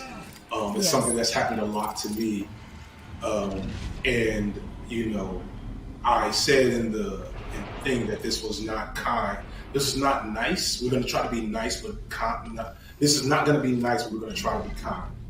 But there's no way to not recognize that there's a harm done when content is made about an individual that is not theirs, and they're not there to represent themselves, and that becomes discourse. You then lose yourself in the entirety of the process. And so I know that wasn't a fun thing to experience. I also know that that's just kind of part of our job. But being in front of it, I want to make sure that I was clear about that. That while I do think our video is important, and I wouldn't take back much of what came out of the video. I haven't watched it in a while. So, surely some things in my perspective may change. But the end result, regardless of if we had the most righteous, breakdown of the ideas, if we were right on every stage, we had all the logic and data, that doesn't matter in the face of a person was, pilloried via a YouTube video. And that's just never fun. And so being that I want to offer that, respect and apology to you. I'm sorry that happened. I'm sorry that it did. Well, thank you. Yes, thank you very much. Yes, well, I think just in relation to that, I think I'd like to just ask, why didn't you talk to me about it? Why didn't you talk to me beforehand? Because you reached out to me a year ago to talk to you, and then I didn't hear from you at all. And then the next time I heard from you, you made a video with your peers about something, and it was also quite unique in that you haven't before uploaded a whole stream that you've done on your Patreon onto your B-side channel. Why this video? Why was this the moment? Why didn't you why didn't you talk to me? Because I was very confused by that. I was very confused by I think the sort of indirectness of this entire situation. The idea that you don't want to platform me on your channel, that you don't... I'm getting the feeling, even from our email interactions, that you don't want to talk to me, that this is more of an inconvenience or just something that has to be done because of sort of the consequence of you making that reaction video than you actually wanting to talk to me as you would to Bellamy or Professor Flowers or Kadisha or whomever. So I just, just wondering about that. So there's various, you know, I feel like that was multiple questions. What do I think about Lana Del Rey? I don't know Lana Del Rey. Explanations as to why we haven't talked. So the first one is about the video in particular. That was just a spur of the moment type of thing. We watched your several people I'm in community watched your video, and you know we tried to be very clear about this in the video, but it's kind of impossible. But our discussion wasn't meant to be explicitly about kidology, but about this specific perspective that I think all of us are thinking more about. It's something that I definitely wanted to make more of a focus for my own, maybe not content, but energy and like my, I don't know, my participation online in 2023. I said, you know what, I'm going to get around more and get out of explicitly just making my own content, but think about how I can, you know, provide perspectives that I think are missing from the discourse in a way that these people are so I am boring. maybe uniquely equipped to do as a, you know, as the especially now that T1J has exited the political sphere, as the only brother still, you know, doing leftist content on YouTube. And I love it. And so, as we Just say discussed, you're not it, we her realized friend we and you wanted to share make a this hit with piece because you people disagreed with her and you don't respect her. because Just there like, were so many why are we things weaseling that about were this? in your video that merited discussion and unpacking. And you This know, sounds like that, like, would be that useful to Kennedy the community thing. as a whole. So that's Or not why Kennedy, Clinton. you know you didn't get an email or any type of alert to have Remember when you'd because what I don't like doing, and I haven't done much. I did a couple this year. when you would download music off of like LimeWire back in the day, and it'd be like,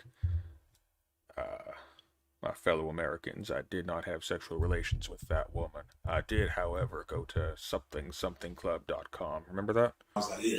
Like I don't know why we're doing this whole song jumping dance. on with people and like having this debate style content because there's discourse. There's a discussion that we can have privately where we can meet out our ideas, have no fear of consequences of how our ideas might be misinterpreted by a large crowd or clipped out of context or used to validate a perspective that we don't want to be attached to. All these different things that happen when you make content, something that I've been trying to bring out more in a lot of my other discussions.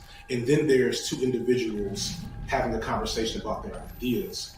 And in a private setting where it's not content, it can't be affected by those, you know, commodified capitalistic forces. So I was never against having a conversation with you about your video. But I knew, like, when the video was over, that the idea of having a conversation with you was going to probably end up being like this because it's only fair. And thus, you know, here I am. Now, in terms of like talking to all these other people versus you, those are people I'm in the community with. You know, those are people I talk to regularly. Those are people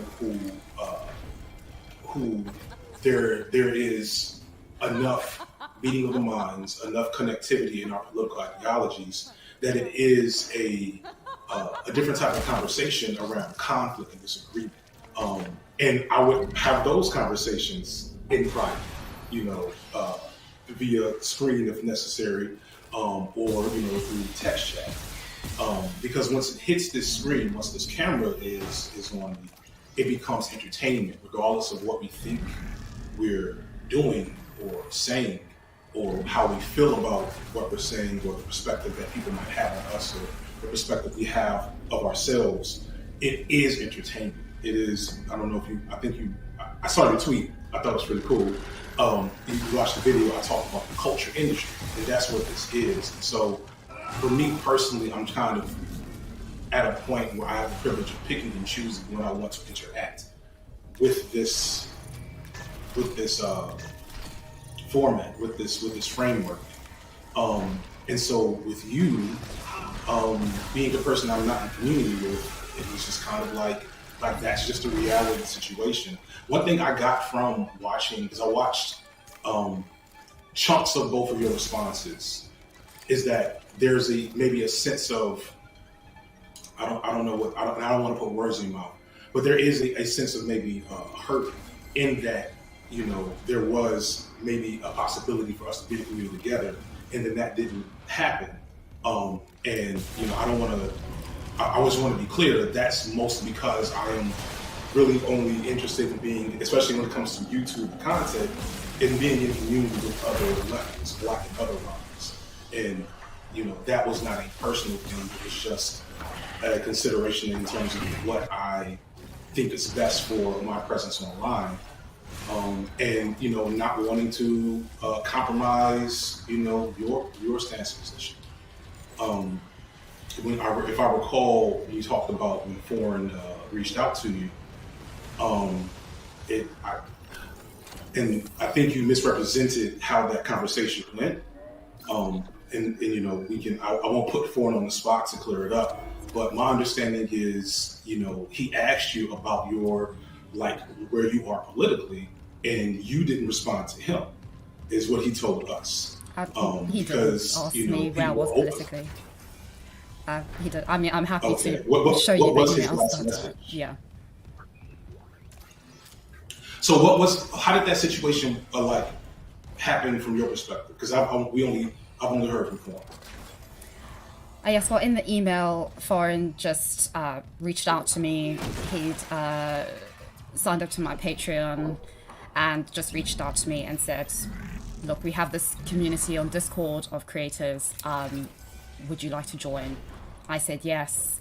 I joined, and then when it comes to the terms and all the rules on Discord, I'm not sure how it exactly works. It was stated that this is, a leftist space, that this is for left opinions. So it wasn't something that I knew prior to being invited into the Discord group. So yes, that's what I was getting at. That sort of not having that information prior to, yeah. I think he assumed that you were more left-leaning, which is what I assumed initially. And so I can't speak to, how the interaction, what the disconnect is between Foreign's perspective and your perspective. But I just want to be clear that it wasn't it's not personal. And that's kind of the thing that, came through, I think, with the video and the aftermath, that, and a lot of, I think, misconceptions about, the so-called left is that, we don't own the left, right? We only own the space we've created. And collectively, a lot of people within the left are saying, within this community, these are our standards. You know what I'm saying? These are our expectations for how you interact.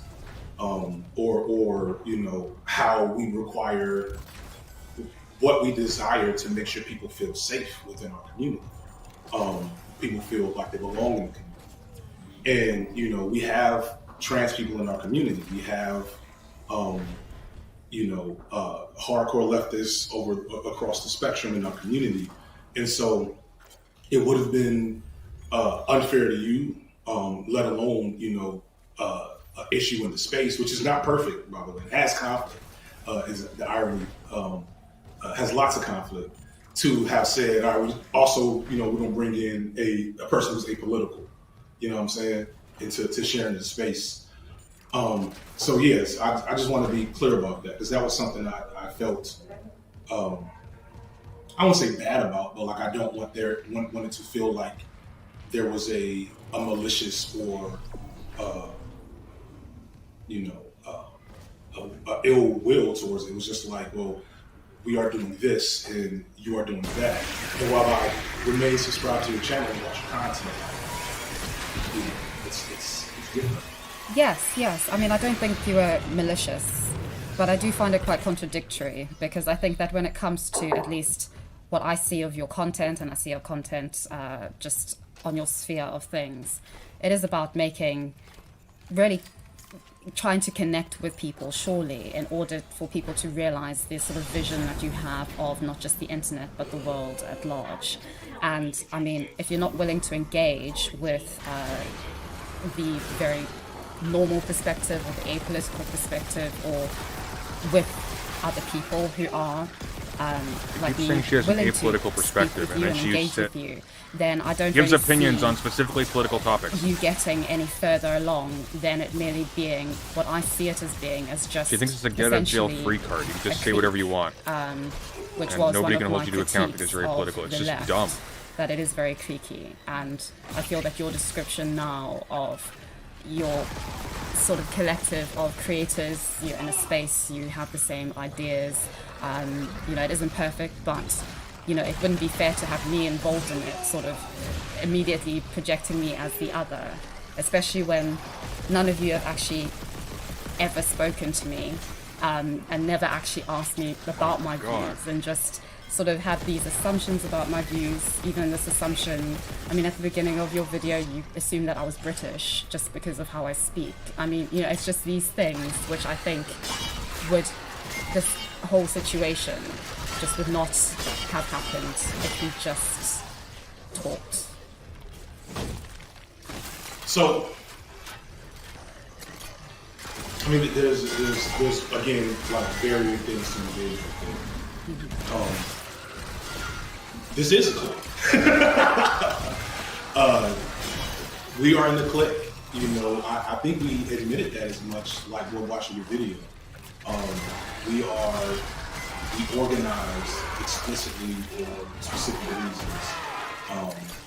And those reasons also require, oh my God, what's the word? Quality control over the space. You know what I'm saying? We put people out because of the people that I am still connected with and friends with. It was like, okay, for this space, we no longer really work, and people have left because they said, hey, for this space, I no longer. And that's unfortunate. But like I and that's what that one misconception that I think I pulled from your video was just like the idea that I am the left, that my creator crew friends are the left. We are, entertainers first. You know what I'm saying? Our entertainment is built around education and political ideology and about spreading ideas. But we don't, like, if you wanted to come to the, rally, you want to come to, Cop City, Atlanta and protest, I wouldn't disinvite you from that because that's praxis, that's action.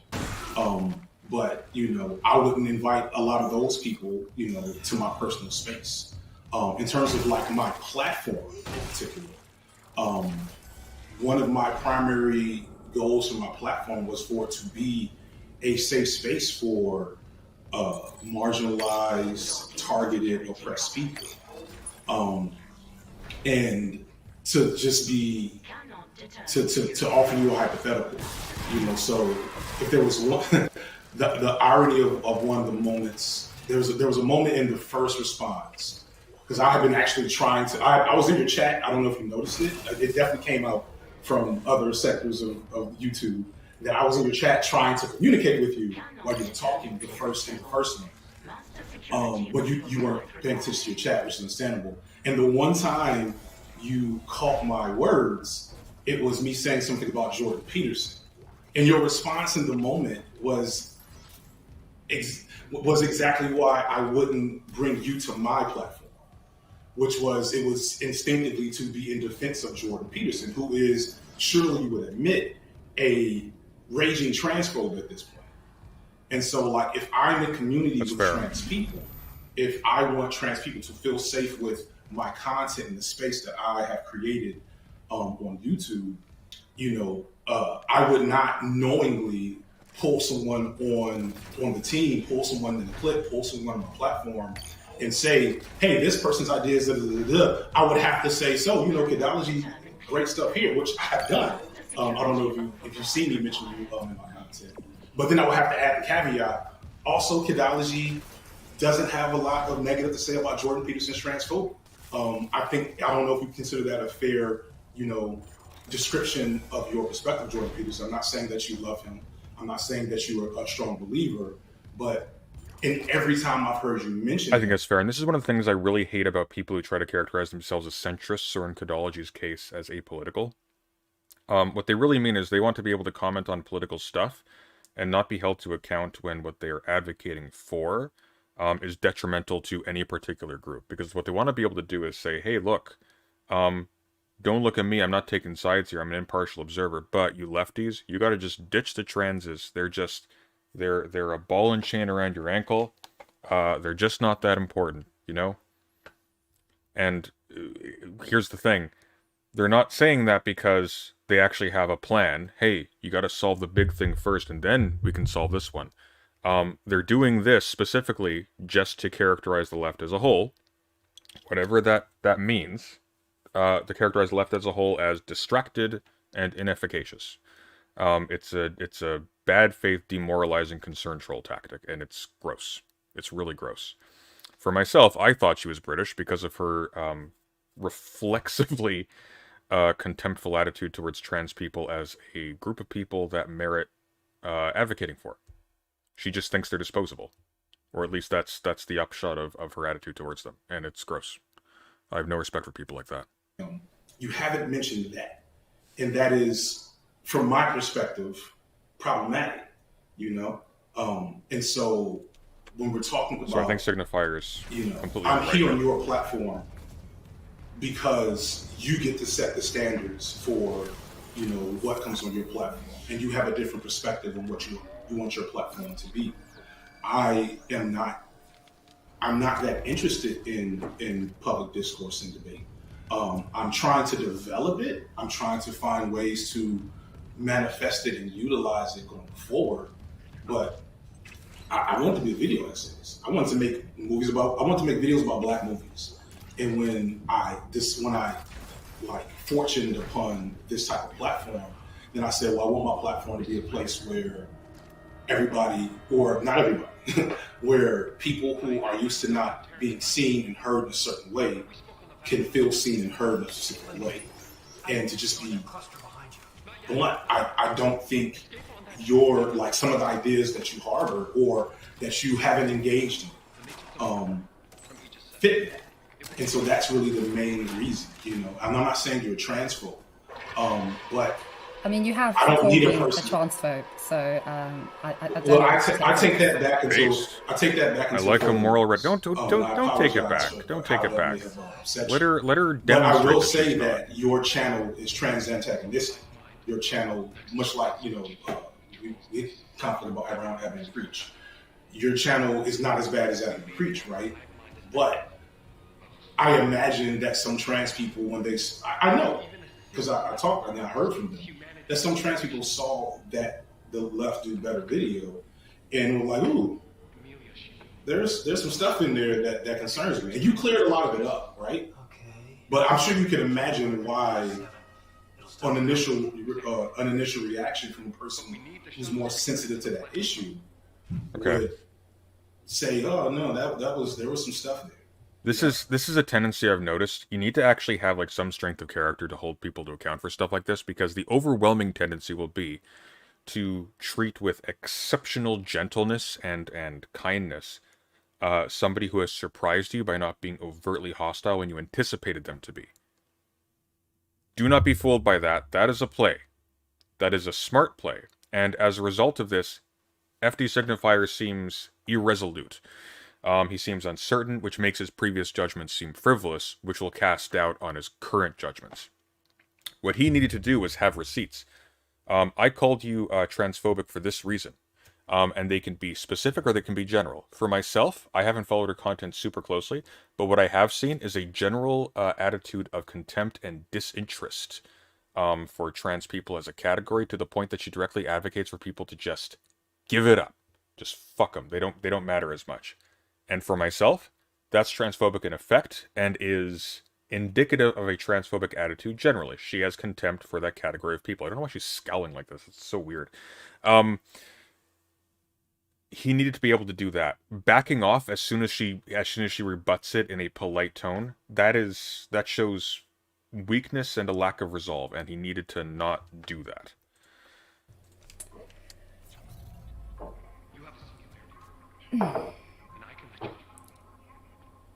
Not really. I did find that quite difficult to navigate, because in terms of, I hadn't actually really ever heard of dog whistling as sort of a term before your video, and so that was very interesting to hear about all the alleged transphobic dog whistles and anti-black dog whistles and all of that. But I think with what you were saying beforehand about my apoliticism, for instance, in relation to your content and what you do, and sort of us being entertainers and creators front and center, and also what you said in your last video. Yep. One second, I'm sorry. No. Take your time. It's fine. Wait, I saw some. Did I see some super chats? You know what? I'm gonna.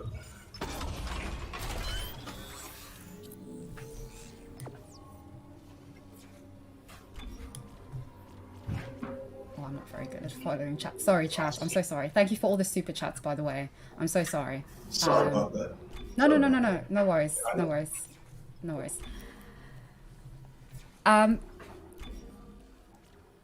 I think one thing that I just, in some of what I was saying, some things that I found quite frustrating, I think, was this idea that you just mentioned, sort of, about being, an entertainer, being a creator, that sort of thing, and that you wouldn't then, alongside that, sort of platform somebody who is apolitical, even though surely what you're describing as what you're doing is apolitical. And even in your latest video, which is brilliant, and I'll link it below because I think everybody should watch it. Oh my God. Even though I don't agree with a lot of what you said in there, which is totally fine, and that's just reality. Brilliant video. You even said that, a lot of what we do is actually apolitical, that we don't actually do politics. So is there a reconciliation there? Because I sort of feel that it's fine for you to say these things, but for me to say these things, it's dog whistling. So I sort of feel that there's just a completely different scope of reality happening here, where we're saying the same thing, but because you have the badge of honor of being on the left and being in this particular sphere with people who agree with you, and the sort of, I'd say, cultural capital that you most definitely do have within your sphere of things, that's when you say it, it's fine. When I say it, it's sort of this pseudo-psychological analysis of how I'm anti-black, transphobic, etc. Just transphobic. Yeah. I wouldn't think that'd be a little bit odd to... So I'm sorry about this. Give me 1 second to fix whatever's happened to my Don't camera. worry. It's totally fine. No worries at all. These things happen. I'm terrible with tech anyway, so yeah.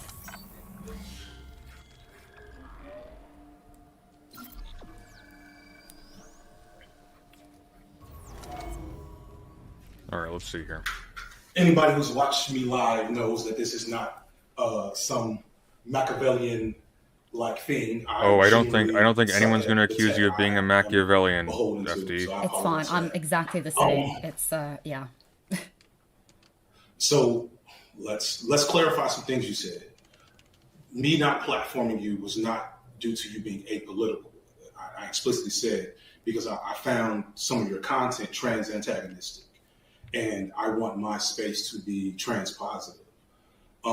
This is not calling you a transphobe, but this is saying that I don't want to put viewers of mine that are trans or trans positive in a position where they have to grapple with and engage with, antagonistic ideas or individuals or ideologies to their existence. And, again, it's like, imagine, I had a really good friend, right? And me and you were really good friends. And my really good friend, hates you and talks shit about you all the time. And then in front of you, I talk about how great my friend is. And then say you two should meet, that's Jordan Peterson. You know what I'm saying? We cannot engage, and I know you are not a huge Jordan Peterson fan, but your Jordan Peterson video is excellent. It helped jumpstart ideas for me that I use in my content in the future. Your analysis is great, and I gave credence to that. A lot of analysis, a lot of theory is great and made by interesting people and thinkers who are imperfect, and within certain contexts, I would not introduce them or their theories to certain people or put them in certain spaces.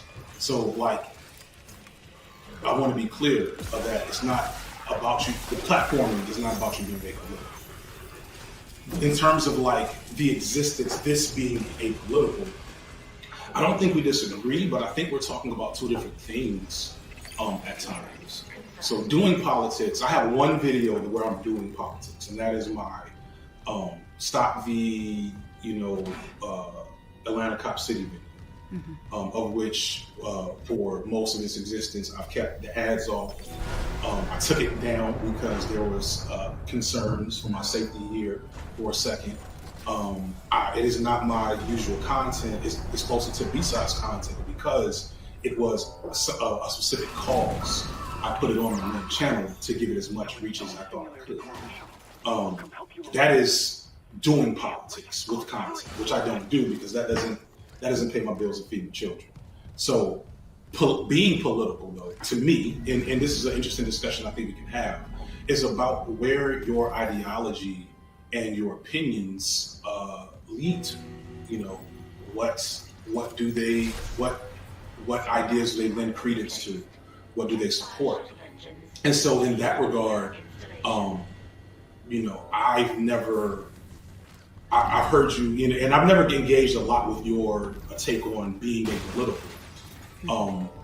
But if your, content is, if I were to use your content as an artifact of analysis and have to extrapolate meaning from that content and put it on a gradient scale from left to right, it would obviously be center right, by, a general scale, which makes you relatively left-leaning in the Western world.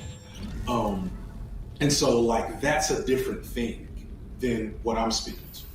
When I had that moment where I say that the online left is apolitical, I'm alluding to the fact that they don't do nothing. You know what I'm saying? Okay, well, you got to be more specific with your language then, because participating in politics is one thing I have heard you say. Does make you apolitical in that regard.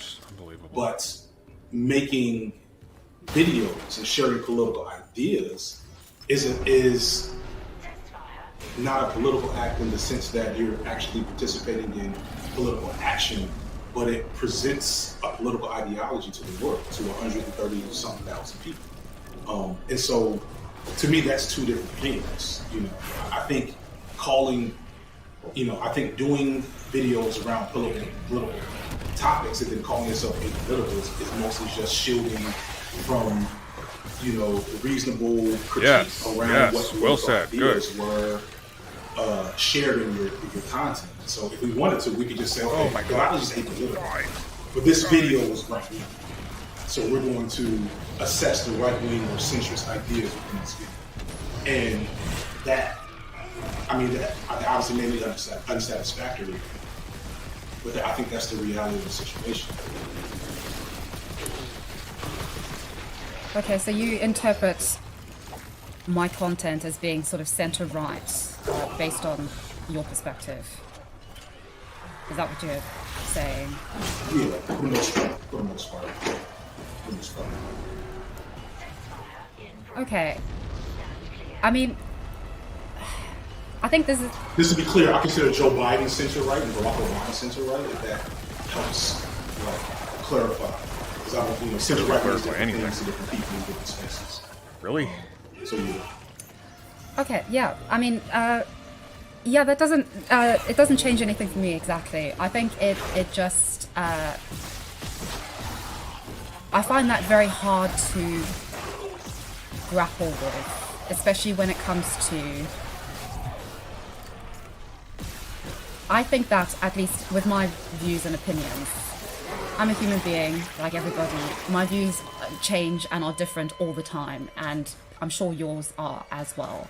In terms of fitting neatly into any ideology, into any politics, it's impossible for me. And that isn't just because of my perspective, but largely because of sort of the boundaries and the individuals within a group. I mean, you, for instance, made it clear that in terms of me being invited to... President Sunday, why does he have to assign a label to her in order to critique her in a balanced way? Let that man cook. If she refuses to be held accountable, then we know where she stands. Well, that's what he's saying, though. Like, she refuses to be held accountable, so we know where she stands. That's all he's saying. She does have a label. She's just being obfuscatory about it. The clique, that's not happening. And so I found that that's been a situation and a circumstance in my life, just because of my views, because of the color of my skin, what have you. And that's been groups of white people and groups of black people. So it is what it is. And I've accepted that. And a way that I've accepted that is by saying and identifying as apolitical and as a devout individualist. Not because I sort of have any vision of this being something that the rest of the world needs to subscribe to or should, or that this is the truth. It's my truth. But I think when it comes to any politics, any ideology, there is inherently and necessarily this idea that your ideology, whether it be left or right, say, is about the universal truth. It's about where we can get humanity toward this sort of end goal, this end utopia, this why do you think so? Vision of human existence and coexistence. That doesn't make any sense. That's over and so specific. that's a truth. It's meant to be sort of a truth that goes beyond you. And I don't, just based on my personal history and experiences, have not experienced or been immersed in any kind of truth or storytelling that goes beyond just me and sort of my personal survival and interaction in the world. So I think when that is, I feel, misconstrued as being centre-right or right-wing dog whistling or transphobic dog whistling or what have you, especially when I don't know anything against trans people, for instance. I've said numerous times I think trans women are women, all of that. I think that just identifies a problem and the centre problem that I see with just all politics. But I think that when it comes to the left, and I said in my video, the reason why I made my video about sort of the left doing better and not the right is because I see the left as having a lot more potential insofar as recognising people, insofar as being a home for people. And currently, I don't find the left a home for the vast majority of people in this world, let alone even the people whom right now it tends to claim to represent. And I think that that's where, inevitably, in the long run, it's going to fail as a politics, because people cannot change their reality, their personal histories, how they see the world, because you say so. I mean, it's like, as a very simplistic example, when Bellamy said that if a trans person says that I, Kadology, am transphobic, then I must accept that. That's ridiculous. And I think that that just goes so against not just human nature, but just the basic tenets of politics, which is empathy for the other and an understanding of the other without projecting yourself onto them and your vision onto them in order to come to some kind of resolution toward a political reality that will actually work. And I think that's why a lot of movements have inevitably failed in the past, because they can't see that. I mean, Marxism is a perfect example of that. And so I do think there is just a disalignment there and a problem there that I don't think is being resolved or is being addressed, but I think is just being sort of swept under the carpet, and sort of the issues are just sort of reduced to being the patriarchy or white supremacy, when it's just a lot more complex and a lot more dense than any of that. Yeah. Well, that's a. I'm sorry. No. No. To internal systems. The marker just ripped right through the ship. Something pulled it down to the cargo bay. So a lot's engaged there. So you're talking about, on one end, the general failure and incompetence of the left, which She's read any marks. There's no way in hell she's read any marks. No way in hell. I think we all conceded a lot of things in that video. So yeah, this is trash right here. This is some trash shit that's going on. Hell, if you are at all engaged with the One Line Left and Left Tube right now, it's a dumpster fire of monumentous proportions, and really a tautological proof of the. All right, looks like Ultimated Judeo-Christian is starting in any minute now, so I'm gonna go grab some water, and we'll listen to a bit of that, and then we'll call it for today. I'll be right back.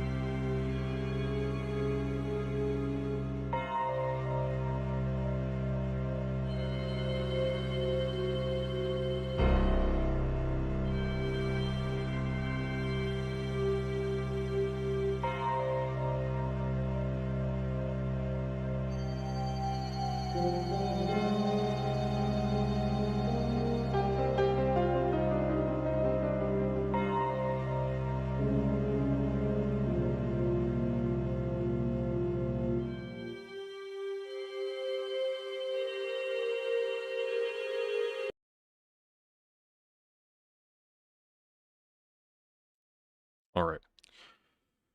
So now we wait, I suppose.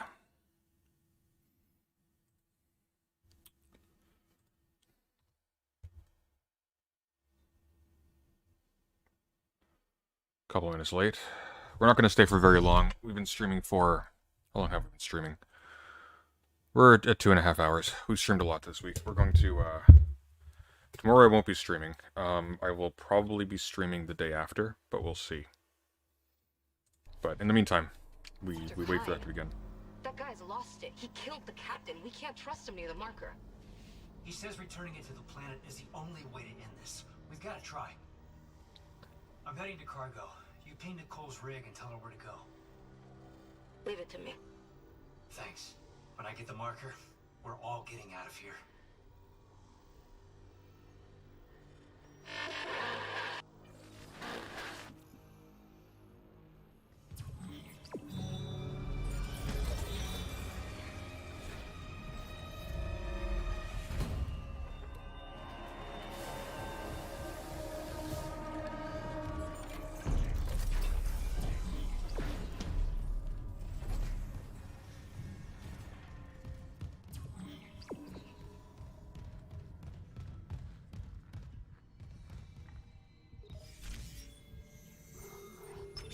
Flight deck tram control.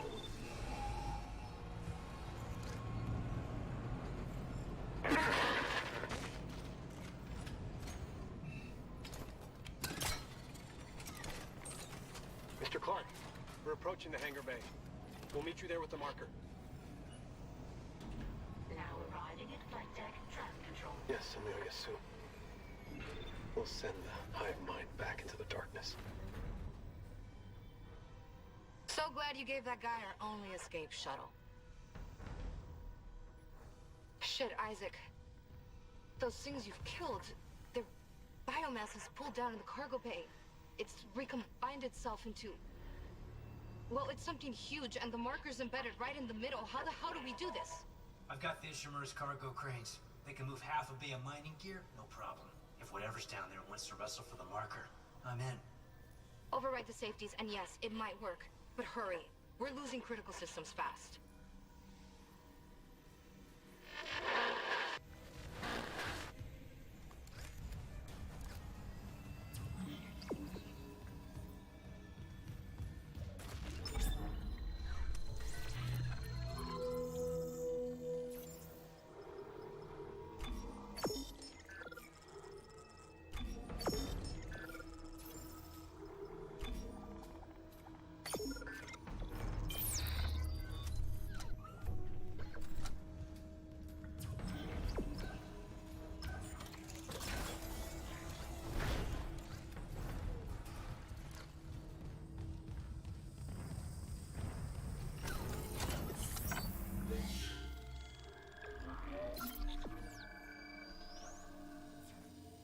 Warning.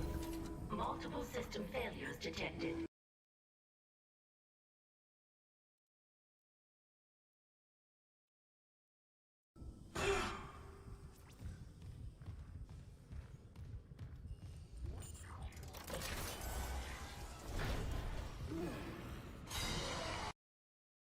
What are you, a fucking liberal?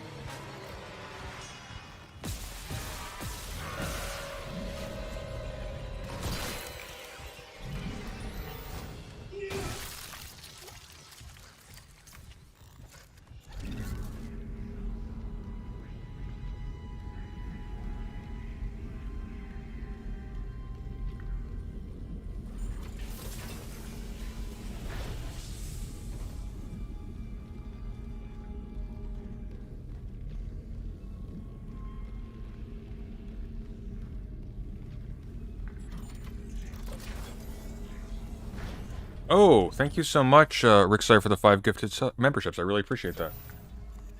That's fantastic. Thank you.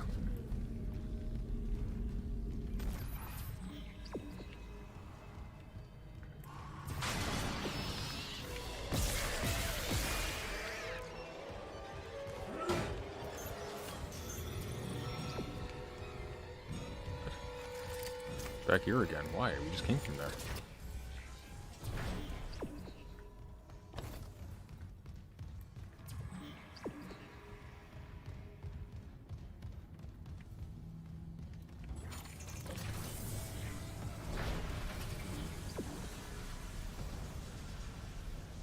Warning. Structural integrity compromised.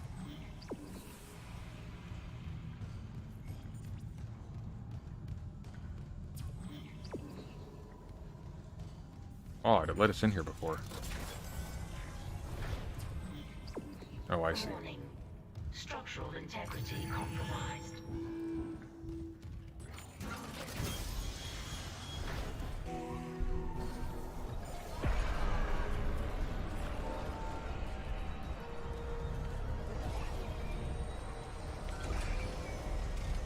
I remember this room. This is a bad room.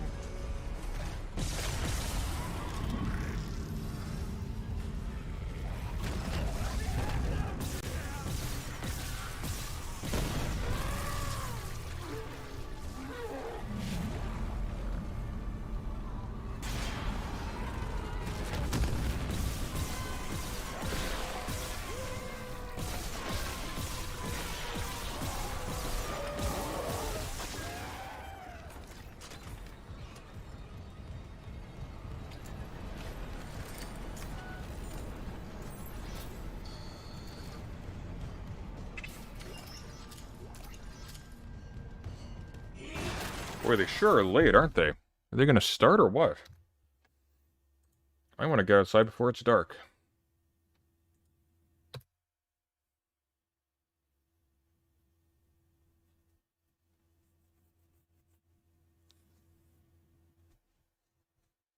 We should be starting any minute, apparently, according to him in chat.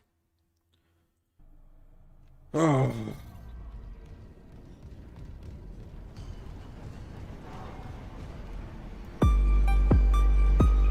There we go. Oh, I like this intro music.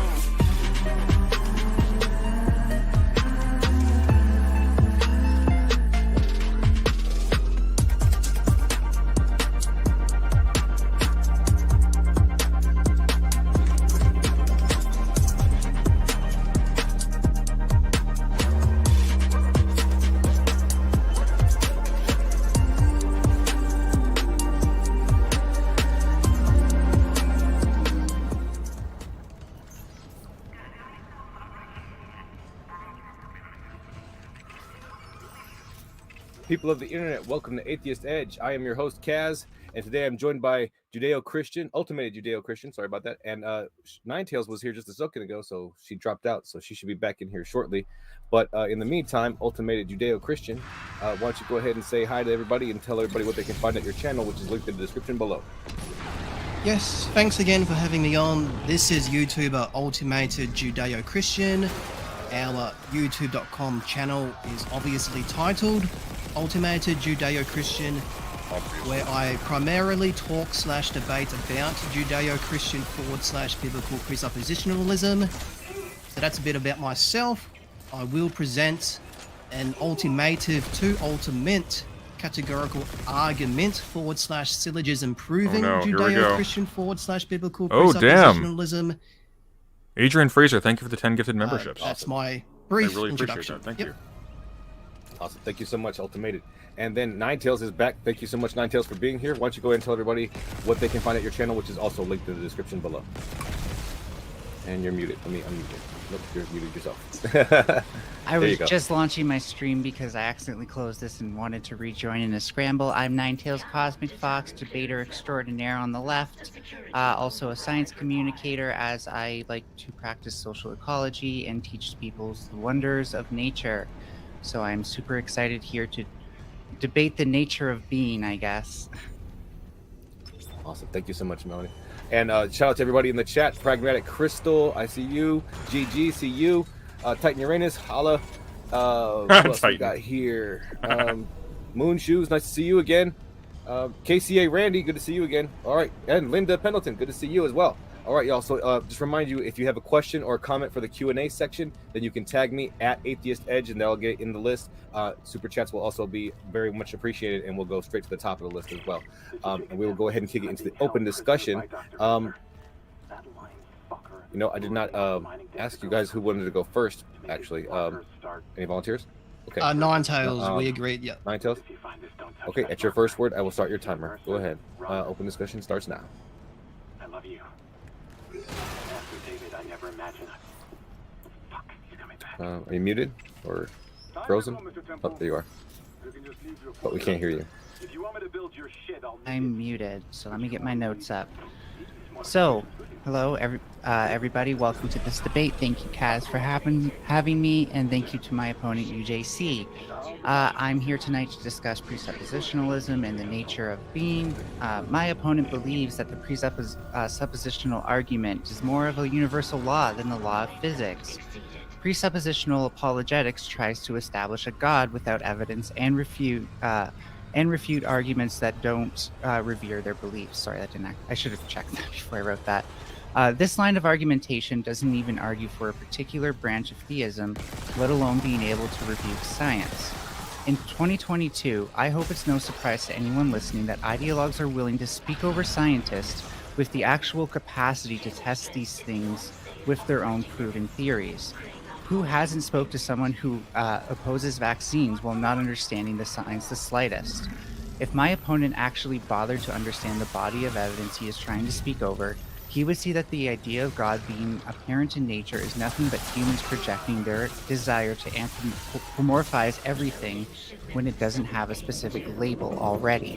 While natural science is a complicated field with many facets, this complexity is evidence of the laws we know we can actually test. The laws of motion, thermodynamics, and even the limits of the universe. How lazy does it seem by comparison to instead rewrite this body of evidence with, actually, that was my idea with that. While my opponent uses shortcuts to feel immediately gratified from their self-centered worldviews, researchers are doing the hard work of waiting until the evidence actually matches their conclusions and can live up to intense scrutiny rather than forcing a mere narrative. Look, I've taken my fair share of psychedelic mushrooms, and it's totally fair to assume we have a pattern of neural synapses in the brain with the potential to make it seem like the trees in the forest are talking to us. I think it would be incredibly beautiful if the fractal-esque arrangements of systems that subvert equilibrium to create life were in fact attributable to spirits with very human sets of behaviors. But if we're being honest, the evidence doesn't show it. If God can be seen in nature, then that probably means God is nothing but a human's will to see ourselves in it. Faith is just a measure of what we're willing to be gullible about. I feel like the most important question today will be, did God make the verifiable laws of the universe, or is God constrained by those laws as well? Either way, my opponent's views are better explained as someone who feels comforted about his own death by the notion of an internal reflection of his own image. He relies on falsifiable truths, quote unquote, to reach unobtainable conclusions. I define God on the charity panel as an archetype which people assign to superstition to personify it and project their will. And my opponent fits that definition to the letter. There's more to learn here about fringe psychology and inferior philosophy than anything about typical religious thinking. So I wanted to give some background on rationalism and empiricism. So rationalism is the idea that we can think deductively about things and just use the laws of logic to determine what truth is. But then these people called the empiricists, like John Locke came in and said, you know what, I think you actually need to be able to like have some evidence that you can tie to that. Like there needs to be proof of what you're talking about. And that actually went through a whole history of how we came to the conclusion of Karl Popper, who I'll briefly mention at the end. So Locke believed, for example, in tabula rasa, which already contradicts UJC, the idea that we're born as a blank slate, right?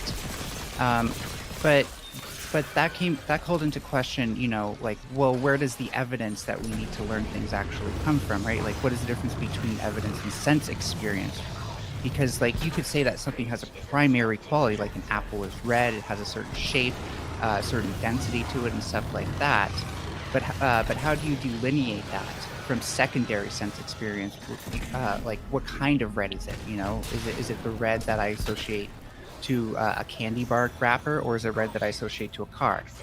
And at the time, this person known as Berkeley came in and kind of said, Common like, misperception. you know what? I Pronounced think Berkeley. all things are just secondary sense It should be Berkeley. characteristics. It's spelled Like, Berkeley. when we measure It's the primary Berkeley. characteristics of things, I hate it too. Then we have physicality, but to us, all of these factors are just our senses, and Berkeley assumed that this just means that there's God. You know, everything exists in God, or God exists in everything, because we have to refer back to it as UJC, which is the logic that I think UJC will be using in part here.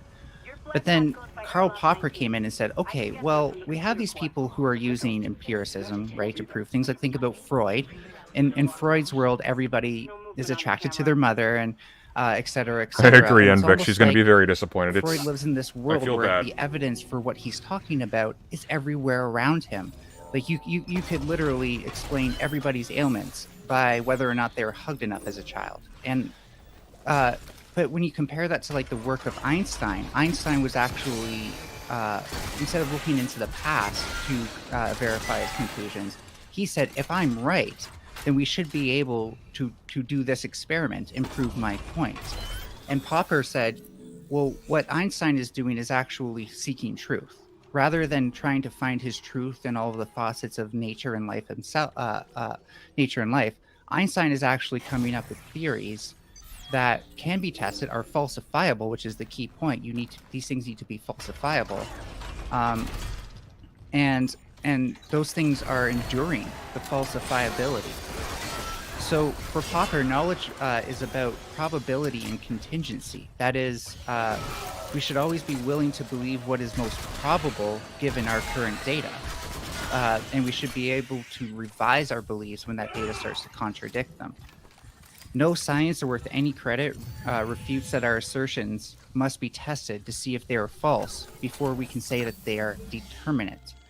And so here's my problem with UJC, and some of the things that I gleaned from our prior discussion.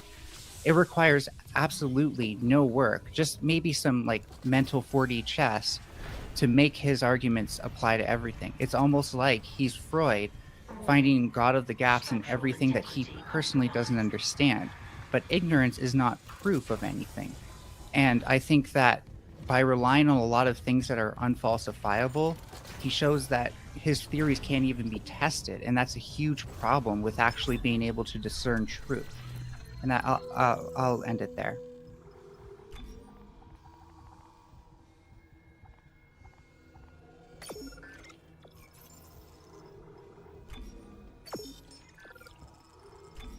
Okay, is it my turn?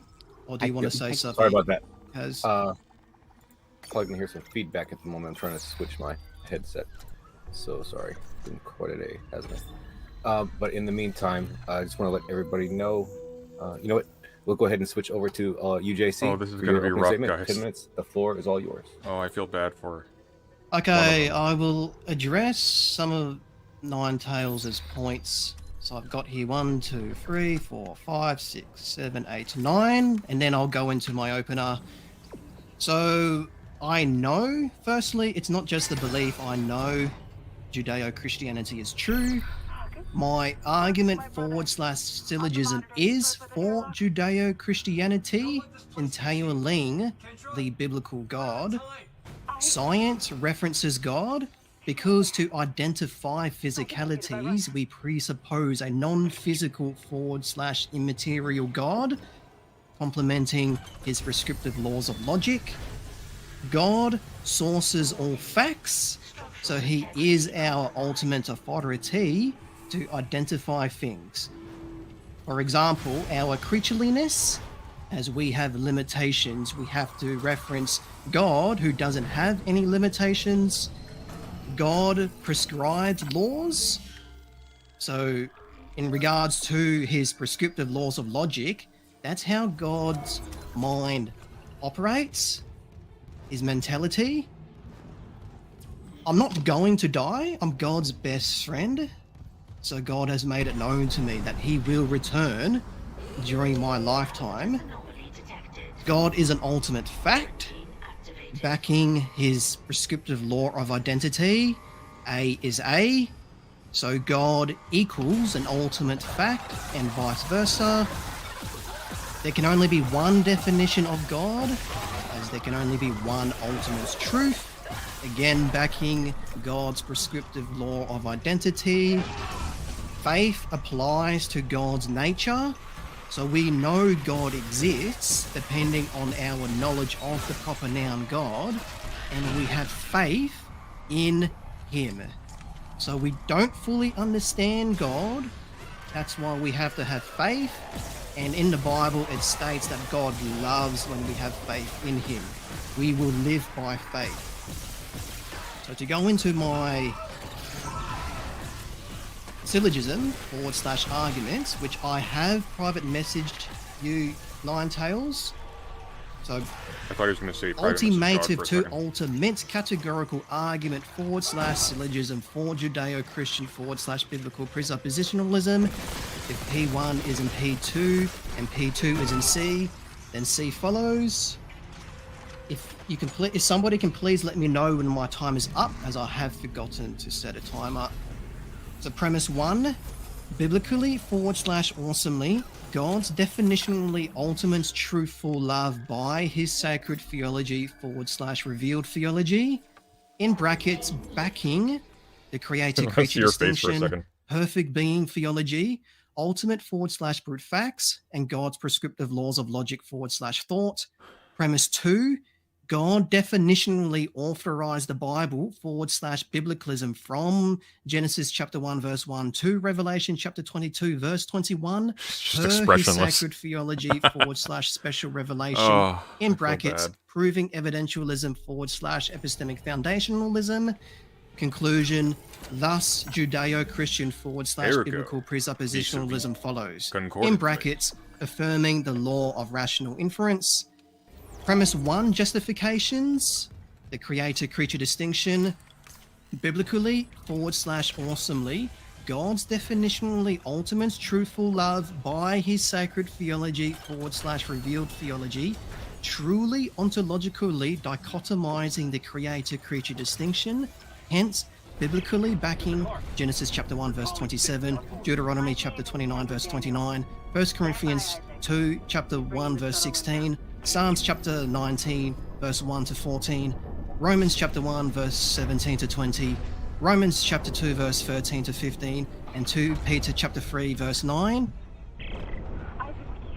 More detailedly, the creator-creature distinction truly ontologically is dichotomous because God definitionally is unsurpassable uncaused ultimacy. Oppositely / contrastively, ensuing him preceding his procreated also created temporalities / contingencies, proving God's prescriptive law of excluded middle, i.e. A or not A, including Tony Robbins' law of polarity, i.e. the opposite of B is not B. Rightly, adversely, I think Ninetales has... Is Ninetales still here? She is not. Ineffably. I'm sure she will be back in a moment. You want to just take a second?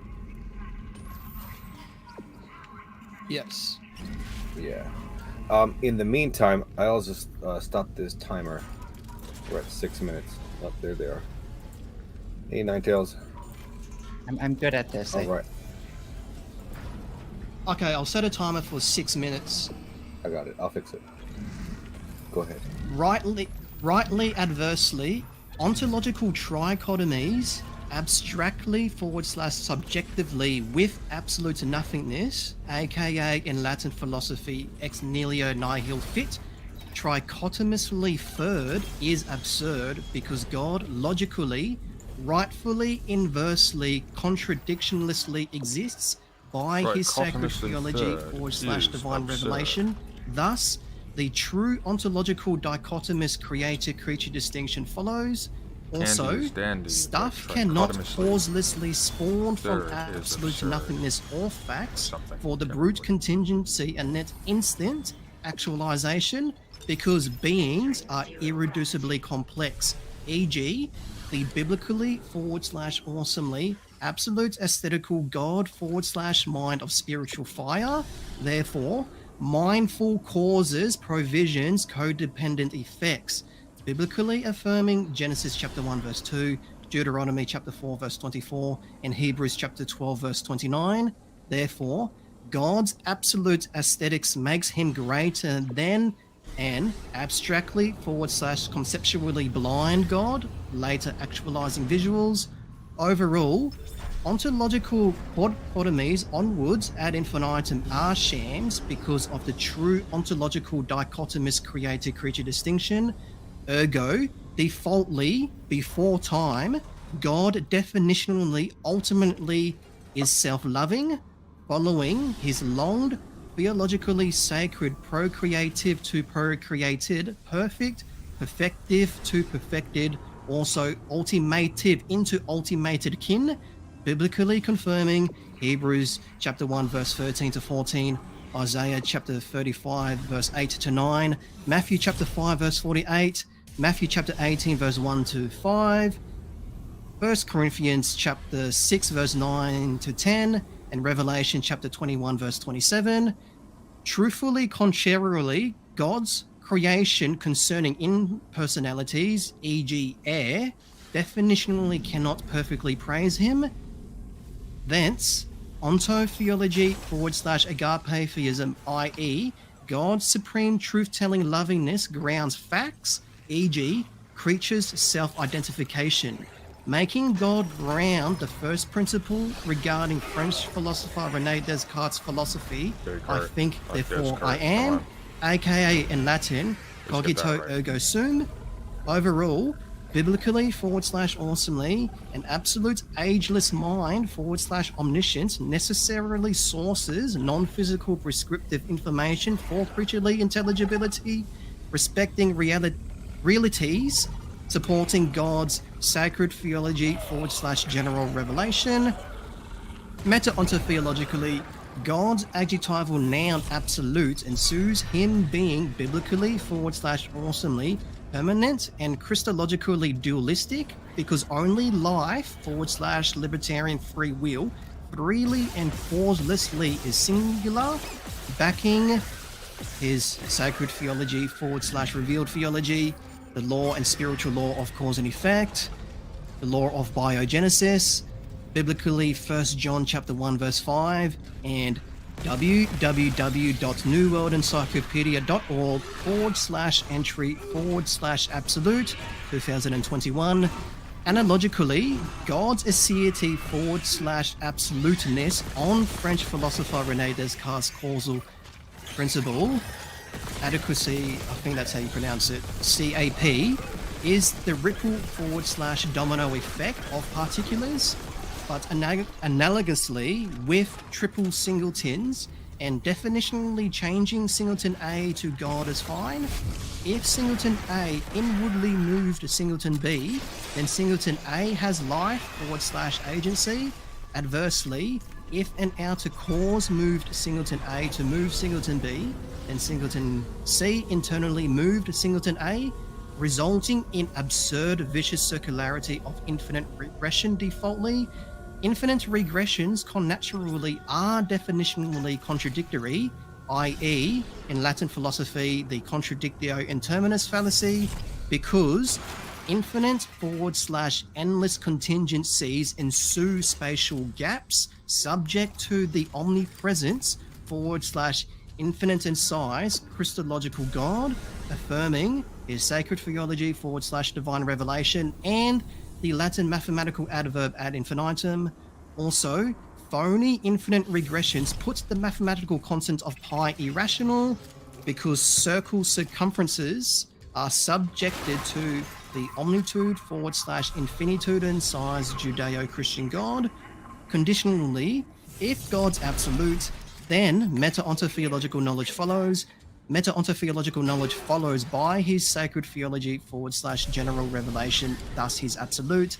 Disjunctively, if God's not absolute, then no meta-ontotheological information ensues. Meta-ontotheological information ensues per his sacred theology / natural revelation, therefore his absolute. Meta-ontotheologically, God's adjectival noun absolute ensues the noun agelessness. And I've got around 5 seconds, so I will finish there. All right, thank you so much, UJC. So before we kick it into the open discussion, I just want to thank everybody so much for joining us this evening. Welcome to Atheist Edge. We are a place where we host debates, discussions, and all kinds of secular content. If you enjoyed the show, please hit the like button and subscribe. We have much more content that comes out each week. This Thursday, I'll be putting on an after show for a modern day debate that I'll be hosting. There it is right there. It's going to be Conspiracy Cats versus David McQueen. It's going to be I'm not sure if any of them will actually show up to the after show, but hopefully that will be the case. Either way, like, share, subscribe. My guests are both linked in the description below, so if you like what you're hearing from either of them, please click their links and do that as soon as you can. They are the lifeblood of my show tonight, that's for sure. And then also, channel members and Patreon patrons let you know that on the Patreon page or on the community tab on YouTube, there will be a link to the studio here. So if you'd like to come and hang out after the show, I'll be hanging out there at least for 20 minutes after each show, and that's going to be there every show. And then with that, we're going to go kick it to the open discussion, which is going to be pretty free form tonight. We're not going to have a timer. They're going to let me know when they want to quit, and if they have any problems as far as getting their points out, they'll let me know in the side chat. So thank you to both of you. Go ahead. Open discussion is all yours. UJC, can you please elaborate on the circumference of a circle and the irrationality of pi being proof of God? Because a shape in general with edges is subject to our infinite in size Judeo-Christian God. So that's why pi is irrational, because you can, to ad infinitum, expand a shape, and outside said shape would be God. So we can talk about that later into more detail, but what's your response to premise 1 of my argument / syllogism? Well, we get the irrationality of pi because this is this has a lot to do with area to volume ratio. In this case, surface area of the outside of a circle versus its area, which comes down by an order of magnitude when you do the equations. But it doesn't really matter because the difference between a circle and a square, when you actually compare them, the reason that pi is irrational is because a circle is essentially a square with an infinite amount of spaces.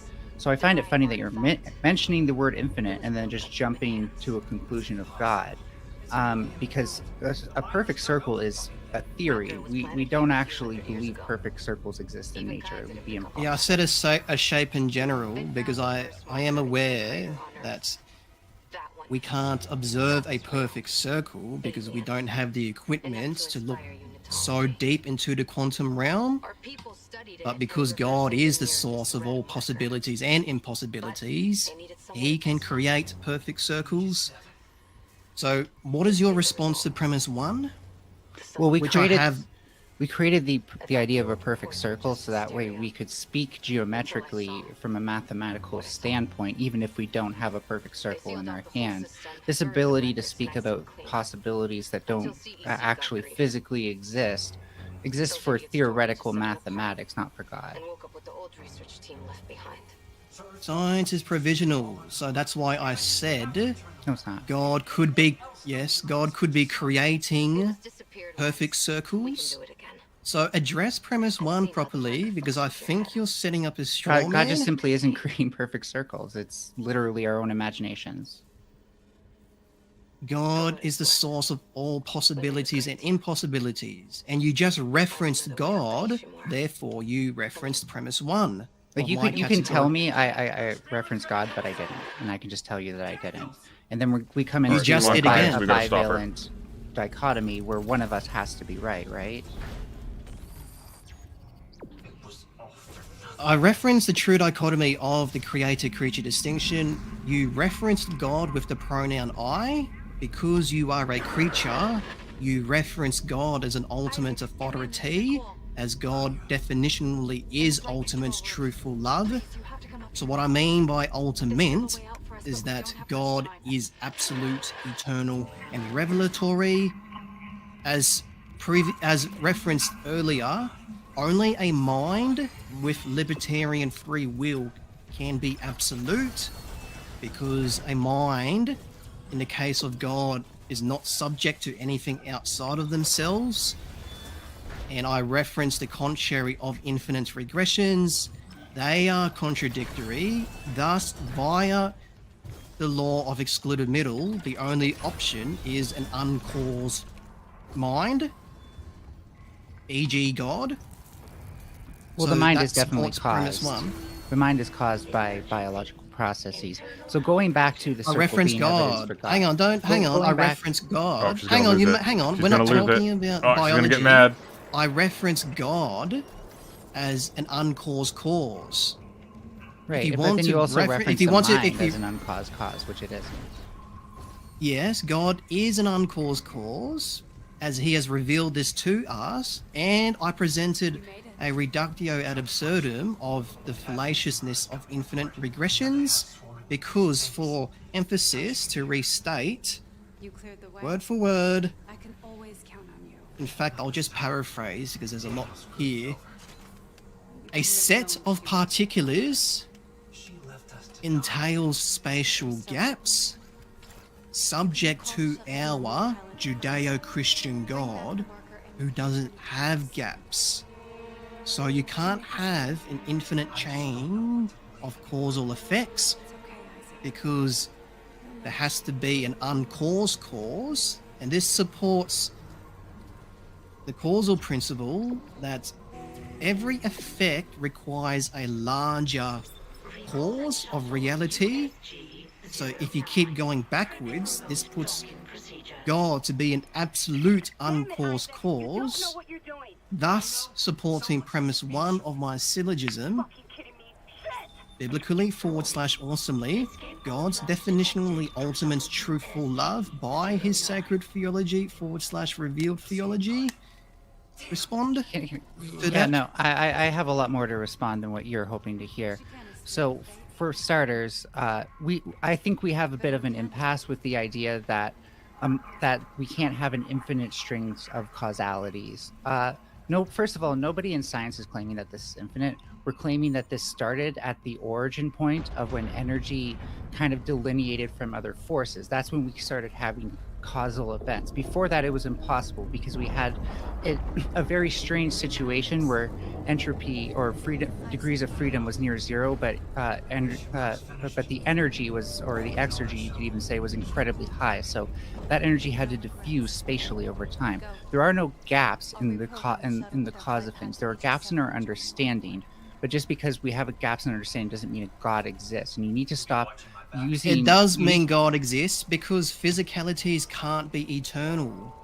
It should go without being said. By definition, physical energy / matter cannot be eternal by definition because it's not ultimate by definition. No, because only the universe God is expanding and cooling. That's why.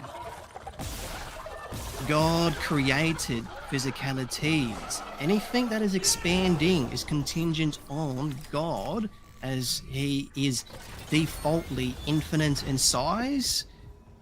So this goes back to God being an uncaused cause for there to be complexities of height, depth, and width, for example. So the universe consists of many parts, therefore it can't be singular, thus entailing God to be the antecedent cause for contingencies. Therefore, supporting premise 1 of my syllogism, biblically / awesomely, God's definitionally ultimate truthful love per his sacred theology / revealed theology. Respond? Well, really, I just have to know, like, how do you know that this God that fills your gaps is the Christian God and not the Muslim God? Because I've met a lot of Muslim people He is who God's think best that friend. the things that they don't understand about materialism are explained by God. That's premise 2. We can talk about which God it is. Yeah, I'm However, you pretty have much to done with accept- premise 1 because I just don't agree with you, period. Well, you have to agree to it because Sucks God to is be an you. ultimate fact. God is an ultimate fact. No, So if I you think, want I to think you're talk ab- creating a brute fact that makes you seem right because that's just expedient. Yeah, God is an ultimate / brute fact. You just have to accept that. Anything's God possible when you references- make shit up, when you use your imagination, right? I'm not. God is objective truth, thus I can't subjectively conceptualize out I of can't nothing. prove God. It's God- unfalsifiable. God is unfalsifiable according to your terms. I can't prove it, so I don't know that it's objective truth. God has revealed himself. He has done the work Give for me an us. okay. Give me an experiment though. How would I know if God actually revealed himself versus what is a situation where God? Well, first you have to hasn't sign up for revealed Grammarly.com. Well, your question is loaded to address. No, it's anyway. asking for a falsified, falsifiable condition. Like, how can I test for God? I've already gave out the justification, the creator-creature distinction, because No, there you've are given a weak dichotomies. assertion with very little evidence. It's to not it. an assertion. Hang on. God is an ultimate fact. Thus, I can't assert No, him. it's a brute fact that you're pulling out of your ass. So I'm asking you, how No, would I a be brute- able to a test? brute- How a would I brute be able to fact. test for God? Hang on. You're making claims, and then So you're are you. asking. I'll address you. I'm speaking the truth. There's a difference No, between. you're speaking your hang on. subjective truth. Stop You're interrupting speaking me. your- Stop interrupting me. I can't conceptualize an ultimate fact because God is pure actuality, aka in Latin philosophy, actus purus. In other words, God is absolute perfection, as referenced by theologian Thomas Aquinas. So I can't, without revelation, conceptualize God, given the category that he is in. So we can't count to infinity without being revealed God's infinite size. So God has to reveal himself to us. So this goes back to premise one. Well, I think that this is a bit of like a self-defeating argument you're making, because how do you know that God has ever revealed himself to you if we can't actually conceive that infinite thing? Well, firstly, God has revealed himself to everybody because he is love. He doesn't want people to perish, thus he would reveal himself to everybody. So well, that love is refutes actually like an emotional neurotransmission in the brain. If you want to get into that, it has to do with secondary messengers, not God. God is love. 1 John 4:8. So what is So love? God Just is describe God- love. Baby, don't hurt me. God is the noun love, entailing the verb love. No, as stop he using has- tautologies. How would I recognize if I'm feeling love because of God? Because we are made in God's image. No, that's a tautology. You're just circling back. How do we That's discern? the correct answer. But how would you know the difference between a biochemical love and God's love? How do we just how do I as an observer comprehend this difference aside from just taking your word for it? Because we are made in God's image, we reference That's not an our answer. spirit, and it is. We reference our spirits and souls to God.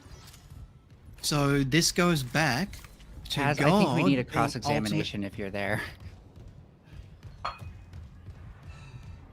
You're not addressing my argument properly. I am here. Because questions aren't arguments. Because to identify a question, you have to reference God as he is ultimate truthful love. And because God is the greatest being conceivable, he doesn't have a defeater. So you can't present a defeater given the category that God is in. And if you ask questions, you are presupposing God.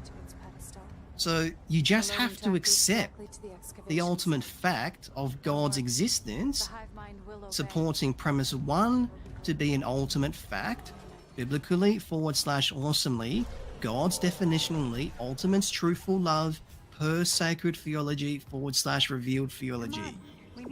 Respond? All right. Well, if Ninetales still wants to do a cross-examination, what I'll do is I'll switch us into that mode, and I'll put 120 seconds on the clock, and I'll give her the first word since you just finished speaking, and you can respond to what he just said if you heard it. Or I can let him recap real quick. It's up to you. Oh no, I was able to hear it. Just okay. When I'm on other people's channels, I don't like to smoke on camera just because there's all sorts of different sensibilities, and I just feel like it's safer for retaining audiences and stuff like that. Although 420 all day. So when it comes to what I'm hearing, I'm basically hearing what sounds to me like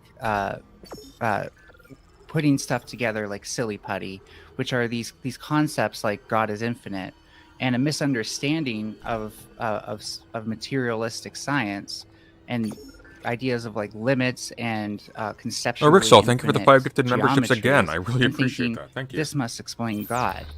But the reality is, That's if you fantastic. do any hard work and try to prove God, you just simply can't. This is like trying to prove flat Earth. It's just. Oh no! Oh no! Well, actually, proving flat Earth is It possible. is indeed, isn't this it? is impossible. Yeah, don't gishgale it with flat earthism. Well, let's give her another let's give another minute and 15 seconds. Oh, she stepped on a So landmine there. I'm personally. She has no idea what I'm awaits her. looking for a way to, like, if I had to steelman this, to like actually steelman it with something better, because the best I can literally do right now is to say, well, the universe seems infinite. Things about the brain are difficult to deal with, and there are conceptual gaps between them. So therefore, this must explain God. I don't find that sufficient. I don't think that's a fair straw man to UJC, but I'm also like, I think he needs to really bring this down to a human level of description for these things. And that's my UJC, I'm gonna put 2 minutes on the clock for you. Go ahead. Okay, so it's 2 minutes. I'll set a timer. So there's 2 points here. There may be more points as I go along. So God, again, is pure actuality. Thus, we can't, without his revelation, conceptualize him. So we can't subjectively conceptualize out of nothing an ultimate fact. God has to reveal himself defaultly or from the outside in, his existence / attributes. On the contrary, the universe can't be ultimate by definition, because the universe consists of physical energy / matter, entailing height, depth, and width with edges / cusps. So a shape is subject to our shapeless Judeo-Christian God defaultly. Dualistically, Christologically, Jesus is God. We can talk about that later if you want. To further add emphasis to the contrary, God is non-physical, therefore he precedes physicalities. That's a true dichotomy. The opposite to God's immaterialness would be physicalities. And something infinite is a contingency. That's why I referenced that God is infinite in size. Infinite is synonymous with the Latin mathematical adverb ad infinitum, because a shape expanding to infinity is subject to our infinitude and size Judeo-Christian God. The universe can't be eternal, you just have to accept that. That's my 2 minutes. Yep, I have no problem assuming that the universe is eternal. My problem is assuming that we have to follow your preconceptions to begin with in order to explain anything. We can explain the universe just fine without assuming God is working behind the scenes in any of this. It's called, and we've done so with the scientific method and empiricism. The ability to predict, the ability to imagine things is a process of a brain that is able to take information and recouple that information. It doesn't take the divine intervention to do that. I think what you're doing is you're taking shortcuts, like I've been saying the whole time, from your cognitive understanding of the material world, the information that you're receiving through your senses. And every time you reach an impasse where you're like, well, I don't fully understand this seems beyond my grasp, I'm going to fill this with God. And this is my God. It's specifically the Judeo-Christian God, because this fulfills my need to project upon the universe and feel gratified by its existence. What you're doing right now is well better explained by like the dopamine in your brain than like God being the one who's pulling the strings. And that's my time. Okay, I'll set a Timer for 2 minutes. So I've got down 4 points here. There may be more as I go along. So again, the universe, by definition, cannot be eternal, because to be eternal requires an all-powerful mind choosing to sustain their immortality, and a mind necessitates absolute God, because free will is freely singular through the law and spiritual law of cause and effect, thus putting God to be an uncaused cause, or in other words, immutably mutable.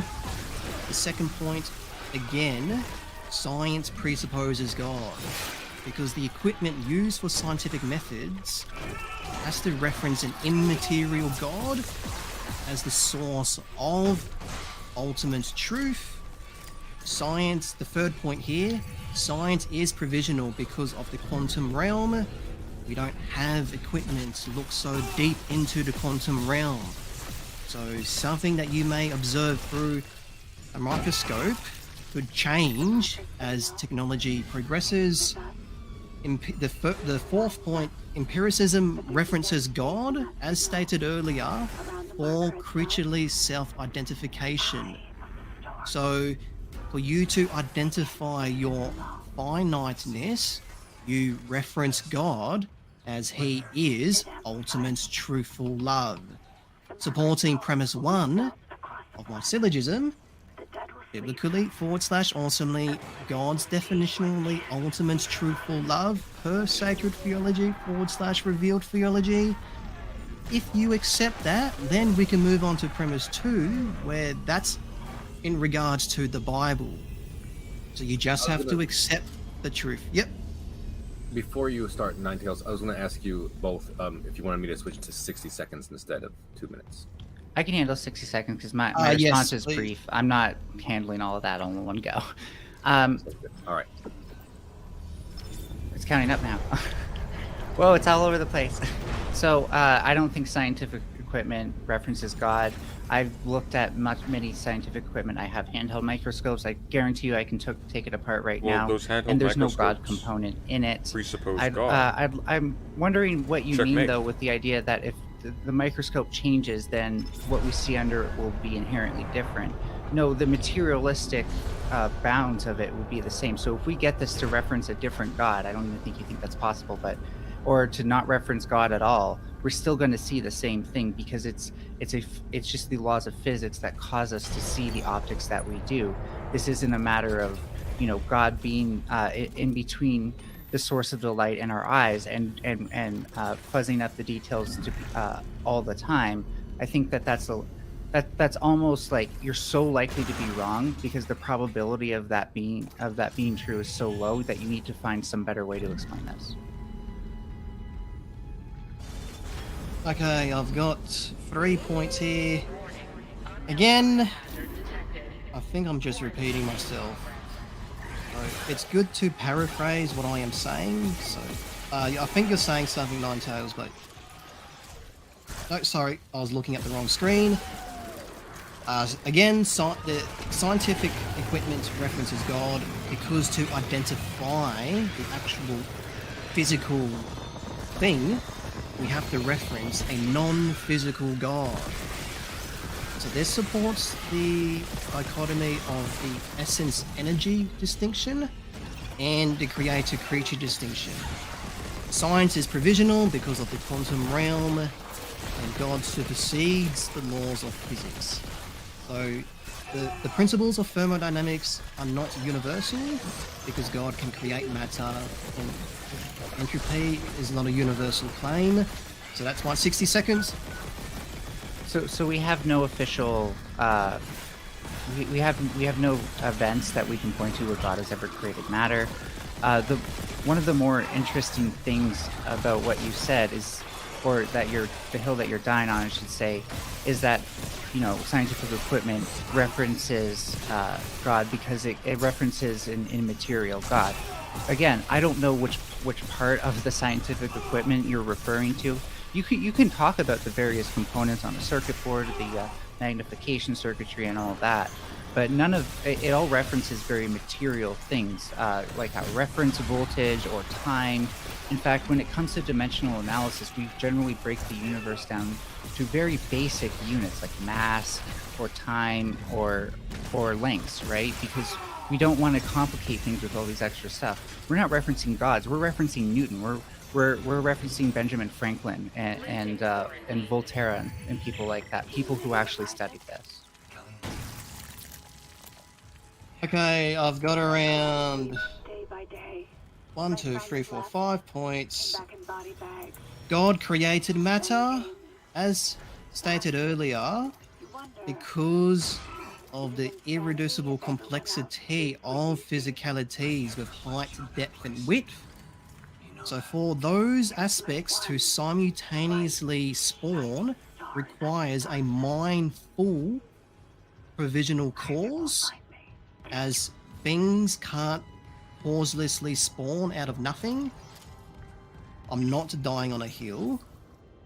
All physicalities references God. In a hole. Again, to identify physicalities, we reference an immaterial / ethereal God. God precedes time because he is eternal. So analogously, it's like feeling causelessly aware of dreams or lucid dreams. And Newton's laws of motion references God because God is an uncaused cause. That's my 60 seconds. Newton's laws of motions never actually reference an uncaused cause. They always assume that there's a previous force coming from somewhere to interact with them, such that, you know, things with momentum have accelerated previously and stuff like that. If I'm an MIT student, right, and I'm about to go through 4 or 5 years of working / learning in a very science-oriented place, where do I find evidence of what you're talking about with these spontaneous emissions that we can only get because of God? Because I'm pretty sure that most of the stuff at MIT references these deterministic things that happen. There is no reference to undeterministic factors. I know that's my time. Yeah, I forgot what MIT means. Can you? It's a university for Massachusetts Institute of Technology. What was your question in regards to MIT? Where would a student see the evidence of God that you're talking about? The spontaneous interactions that can't be caused by the physicality of the equipment themselves. All facts are evidence for God, and God has to reveal himself to us, so we know. I think you're just wrong about all facts, to be honest. Sorry, Kaz, but maybe we should go back to open discussion. I think you're just. You made a claim. For you to say that something is wrong, you reference God as he is ultimate truthful love. Backing premise 1, you reference Newton's laws of motion. They do reference God as he is an unmoved mover. So to identify something moving, we reference an unmoved mover. We do not. We do. We really don't. Where are Newton's laws? Just describe me. Give me a line from one of Newton's laws that I can Google right now, and I can understand what you're talking about. I have to Google this. Okay. If I can't remember it word for word. All right, we'll go back to open discussion. That sounds fine with me. For now. Yeah, so there's the first law. It's in regards to inertia. So an object. I'm just reading this off Google. In the first law, an object will not change its motion unless a force acts on it. So that presupposes an unmoved mover. No, it doesn't. It presupposes that there are other things in the universe currently moving that can interact with that non-moving object. But for you to identify something moving, we reference an unmoved mover. God? No, we reference the fact that there is energy in the universe and that it's been at one point converted to kinetic energy. Physicalities can't be eternal. Energy There's and no matter. argument No, for yes, that. actually, they can, because matter and energy cannot be created or destroyed. It can only be transformed in one form or the other. The universe can't may not be appeal to that. eternal. That's not a The universe law. may not be eternal, but that's because Can't as it Hang expands, on, the you made a claim. Actually is a This law, is the Okay. back and forth but- now. You made a claim.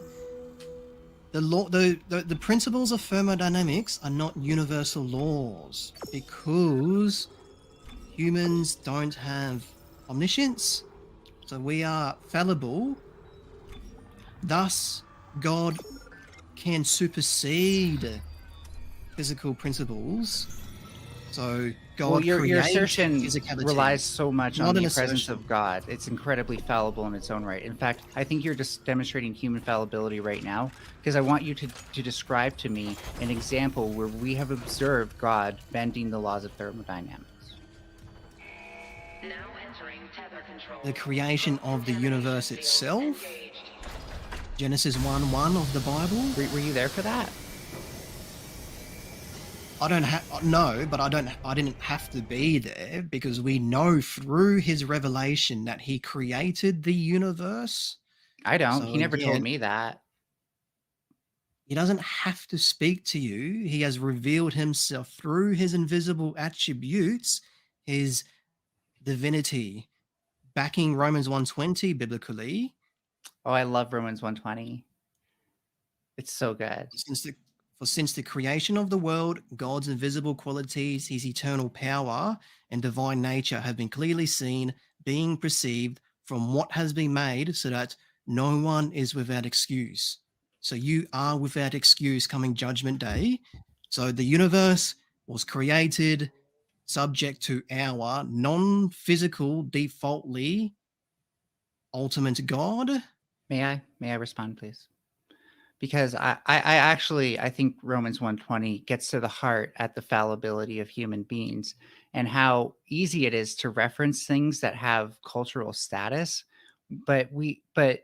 while forgetting that person, even if God, let's say God was technically revealing himself to him, how do we know this isn't a polytheistic God, right? How do we know that this person just didn't misinterpret the signals in their fallible mind? To assume that this person read God's signals 100% is to set yourself up to be wrong, probably 99% of the time to begin with, even if there is a God speaking through those people. So we need to be able to test this. Polytheism defaultly is illogical because there can only be, by definition, one God. Through the impossibility of the contrary, if there were multiple gods, then they would share the same attributes. That's contradictory. Thus, there can only be one God. So there are false conceptions of God. For example, pantheism, panentheism, physical deities in general, omnimalevolence, etc. So those will be lower G conceptions of God. So there can only be one capital G God. So this again supports premise 1 of my argument / syllogism, which is an ultimate fact. So you just have to accept that before moving on to premise 2. Respond? Well, I'm not. Kaz, do you want to start throwing some questions at us? I don't have many questions for you, Ninetales. That's the problem. Hey, I'm here for it because tons of I questions. can, if anyone has questions that do rely on science, I'm here for it. Oh, okay. You're talking about Q&A. Yeah, that's fine with me. If you guys want to go ahead and move to that, I do have a couple questions. I'm not ending it. I'm just saying, why don't we get some of those taken care of, and then we can come back to this open discussion whenever it feels right. Okay, yeah, that sounds fine. Let's do that then. Here's the first one that I got was from GG. They asked if UJC wants to use scientific evidence or feelings.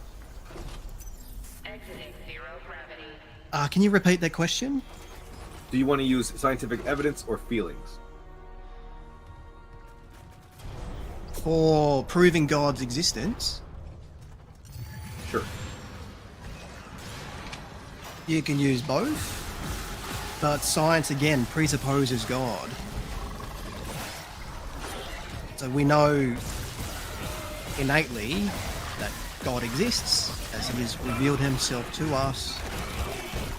Science, including the Kalam cosmological arguments, presupposes God within premise 1, because to identify William Lane contingencies, Craig's done so much we damage reference to like an ultimate, truthful, lay loving people's God. understanding of philosophy.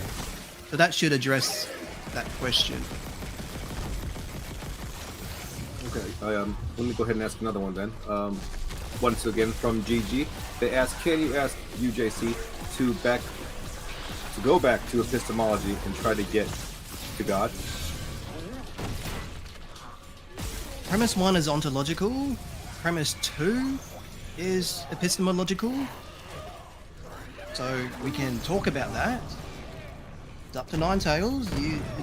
Well, I just don't agree with your ontology, right? Like, I don't like the thing about Newton's laws of motion that you said references an unmoved mover. Just simply do not, because we know we live in a universe right next to a sun that constantly gives off energy that can be converted to do work.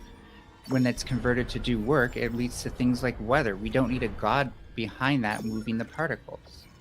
We've explained this all perfectly fine without God, and without ontologies either.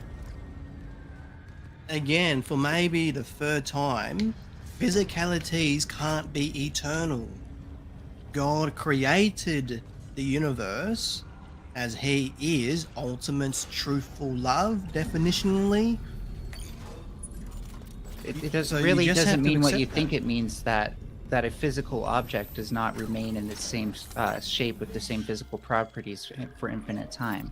It simply just means that eventually the universe will cool to a point where its properties have to change in response to that lack of free energy around it.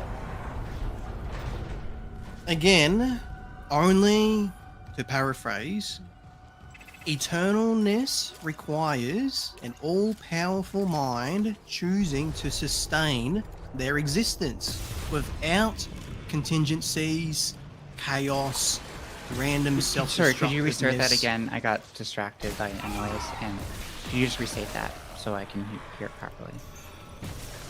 To be eternal requires an all-powerful /omnipotent mind choosing, or in other words, loving their existence without the contrary of contingencies, chaos, random self-destructiveness, or suicidal thoughts. So the universe can't be eternal because it's not all-powerful with a mind. So an all-powerful, eternal mind is who we call God. Just have to accept that. No, we don't, because there's literally no evidence for it. There is. All facts. Literally not. No. Humans make up facts. We decide what's facts or not. And definitely your definition of objective does not apply to most people's definition of objective. We can't conceptualize an eternal fact by definition. That's why I stated earlier that we can't conceptualize an ultimate fact. An eternal fact precedes human minds. So Information is subject to entropy, so like it's really not that crazy to imagine that we can't conceptualize eternal facts. That just kind of makes sense given how energy works within a godless universe. You've just made a claim. I've already stated this earlier. You've made plenty, and I've let you get away with it, so just calm the fuck down. I have a question. I am calm. Don't slander. She's losing patience. If you'd like. Yes. I want to know about the idea of this brute fact, this necessary fact. How do you know of one of those? How do you find one of those? You're saying that it's revelatory from God, but how do you know that that's real? Because God is ultimate truthful love, so he wouldn't lie about his nature. That's not even an answer. That's not even an answer. How do you know that he is ultimate truthful love? Because that's just who he is. That's what the brute fact is about. God just is. Okay, so he where is who he is. Where in the Bible does it say that he is a necessary fact? Exodus 3:14. So to paraphrase that, when he was speaking to Moses, he said, "Say to the children of Israel, I am who I am sent you." So I am who I am. That's the law of identity. That's Is Popeye. A. So God is an ultimate fact, and vice versa. He seems to be That's just who claiming God that is. He agrees with the law of identity. He's saying that he follows the law of identity because he is what he is. Now God, I think therefore I God am. prescribes that. No, I've already stated this. This is what I was going to get into. So I'll have to repeat 2 sentences now. Well, I'll just paraphrase the first sentence. French philosopher René Descartes' philosophy, I think, therefore I am, references God with the pronoun I, as humans are temporalities contingent on God, dichotomously, overall, biblically, this addresses your assertion of information being disorderly, Nine Tails. So overall, biblically, I never said information awesomely. is disorderly. I said information is just naturally determined to achieve disorder. You reference entropy. That's another word for disorderliness. Yes. Information will Over- eventually succumb to entropy, but it's not right now. It's not entropy. The information going through the internet is not. We're trying to export entropy from that signal. This should address that. So overall, biblically / awesomely, an absolute ageless mind / omniscience necessarily sources non-physical prescriptive information for creaturely intelligibility, respecting realities, supporting God's sacred theology / general revelation. So to add to that, to make it more basic, information is absolute, eternal, and revelatory. Thus, God is the source of information, as He is absolute, eternal, and revelatory, entailing an ultimate fact to be absolute, eternal, and revelatory, further entailing a brute fact to be absolute, eternal, and revelatory. Thus, we all reference God for facts. In other words, we all reference ultimate truth for facts. We all reference a brute fact for facts, etc. So that supports premise 1. I think premise 1 is really just proof that you want to feel like God, and so this is your way. Don't say that. Don't interrupt me. Don't interrupt me. Yo, let her Don't finish. make claims about me. So, hold on, you JC. She's not making a claim. She's making a assessment. Yes, and I'm about to substantiate it as well. So please listen for the justification before you react. So, I think that what you're doing here is you're starting with a premise and then ending with a conclusion, regardless if that premise is true or not, and that you're actually just emotionally unable to accept that your original premise can be wrong. Because we don't really need a plan for the universe to be contingent on anything. It's like I said, there's just free energy available in the universe. We can measure the amount of free energy and then determine how much work can be done from it. We don't reference God for that. We reference mechanics. Classical mechanics. We do reference God, and we do because we are temporalities, dichotomously subject to our Judeo-Christian God. So how do you disprove? Again, how do I falsify this statement if it's not true? That just because we're temporalities, God, so again, null hypothesis. If we're temporalities, perhaps God doesn't exist, right? Maybe we're just temporalities, and that's just the way it is. Because again, the universe is expanding, and entropy is constantly trying to consume us. As stated earlier, absolute nothingness is contradictory. So finitism. So even if there were just temporalities, that's the fallacy of finitism. So something finite can't be eternal. So if you make that assertion that only temporalities exist, you have to presuppose absolute to nothingness. But Well- that's fallacious, so only God is the necessary cause for contingencies.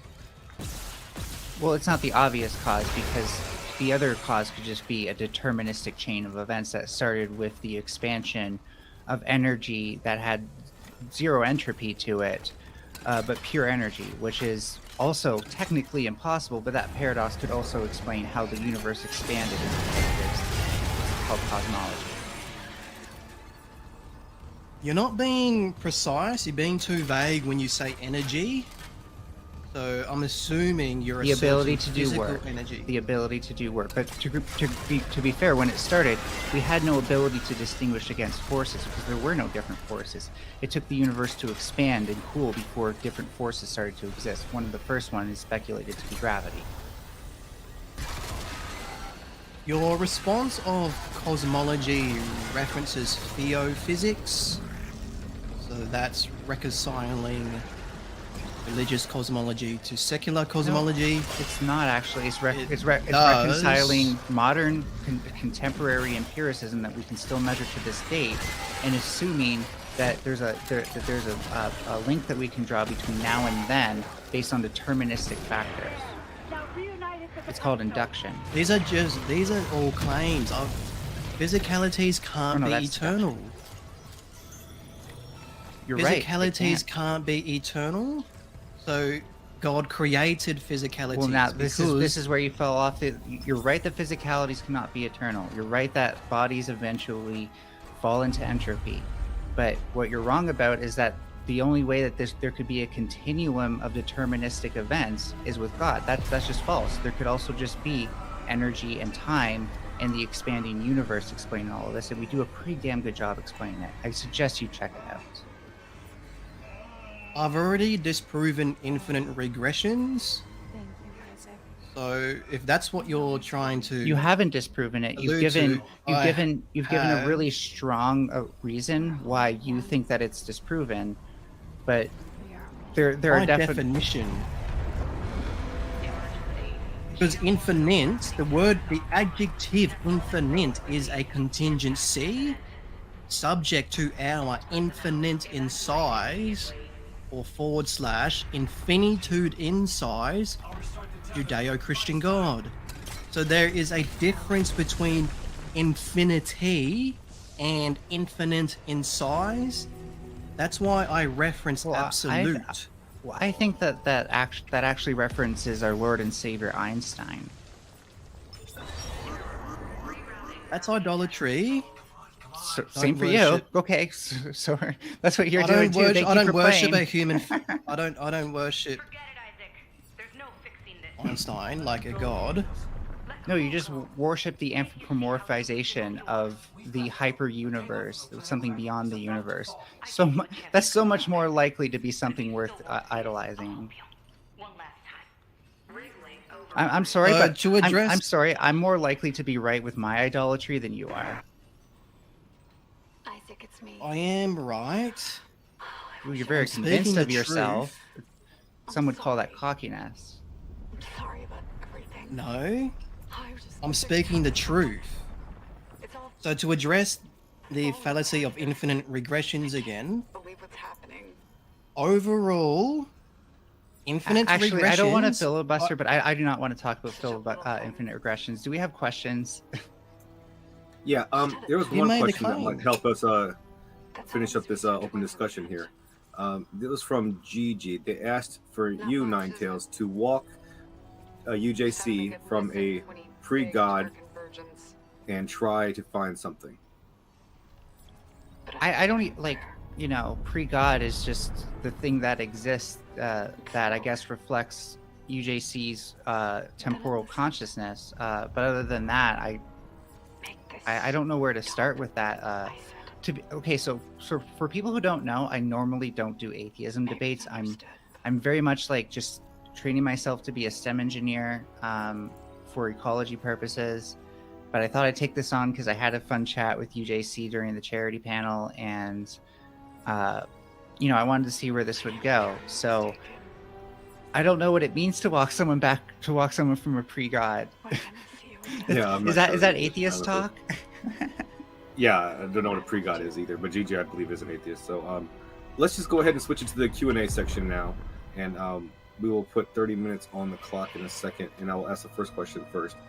This one is from Ox. They ask, does UJC actually believe the things that he is saying, or is he, wanking while talking so he can just get off on his own voice? I'm going to say yes. That's a loaded question because I know what Judeo-Christian God exists. He knows what a loaded question is. I'm so proud. And I'm not doing that other thing. Okay, we're glad because you're very afraid of going on cam. I have a reason because if I put my face on camera, people may bear false witness. So they may take a screenshot of my picture and report it to the police and say, "Oh, this person did that." That's why I was hoping you were going to say that people are going to be like, they'll see the face of God and they'll never, like, their face will just melt off. I can't do that to people. I can't force them to see God's image. You'll see what I look like because God has made it known to me I look like him. So don't worry, you will get to see what I look like when you see God during Judgment Day. So here's a question from Titan Uranus. They ask a question for UJC. Who is God's perfect lover? Well, I'm God's best friend. That's more of a stronger phrase. So we don't have a name for the perfect lover then? No, that's right. me. That's me. Oh, okay. That is you. Got it. Answered. Then we have a question from Gigi. They ask, has he revealed his invisibility? That is a yellow card. Has he revealed his invisibility? That is a yellow card. I'm not sure. I don't understand the question. Is that a reference to, like, the power level meme and, like, revealing your power level? Are you talking about, like, Dragon Ball Z type stuff? Well, yellow cards from soccer, right? Or I guess UJC would call it football, but... I don't know. I'm looking at the chat to see if they'll say something else, but I don't know. Oh, I missed one. Let me start that real quick. GG's just full of them tonight. Okay. We got another one from B Mills Above. They ask, I don't have any. They say that I don't have any questions for Ninetales because she's actually answering. She actually has answers. Thank you, Beelzebub. All right, shout out to you, B Mills. And then we have another question from Titan Uranus. They asked for UJC who. Oh, they asked it again, I guess. Maybe I'm doubling. But we already know the answer to that one. UJC is God's perfect lover. All right, I think this is enough. Yeah, so just to really circling up today. All right. Avoid any confusion, and I've said this many times, if you want to verify my identity of being God's best friend, then just ask God, and he... Okay, you heard him. Just ask God if you want to know if he's his best friend. Thanks, everybody, for watching. Take care, everyone. I expect we'll be back on Tuesday. If not, my response to Kyla will be up on Wednesday. Have a good night. Take care. Ciao.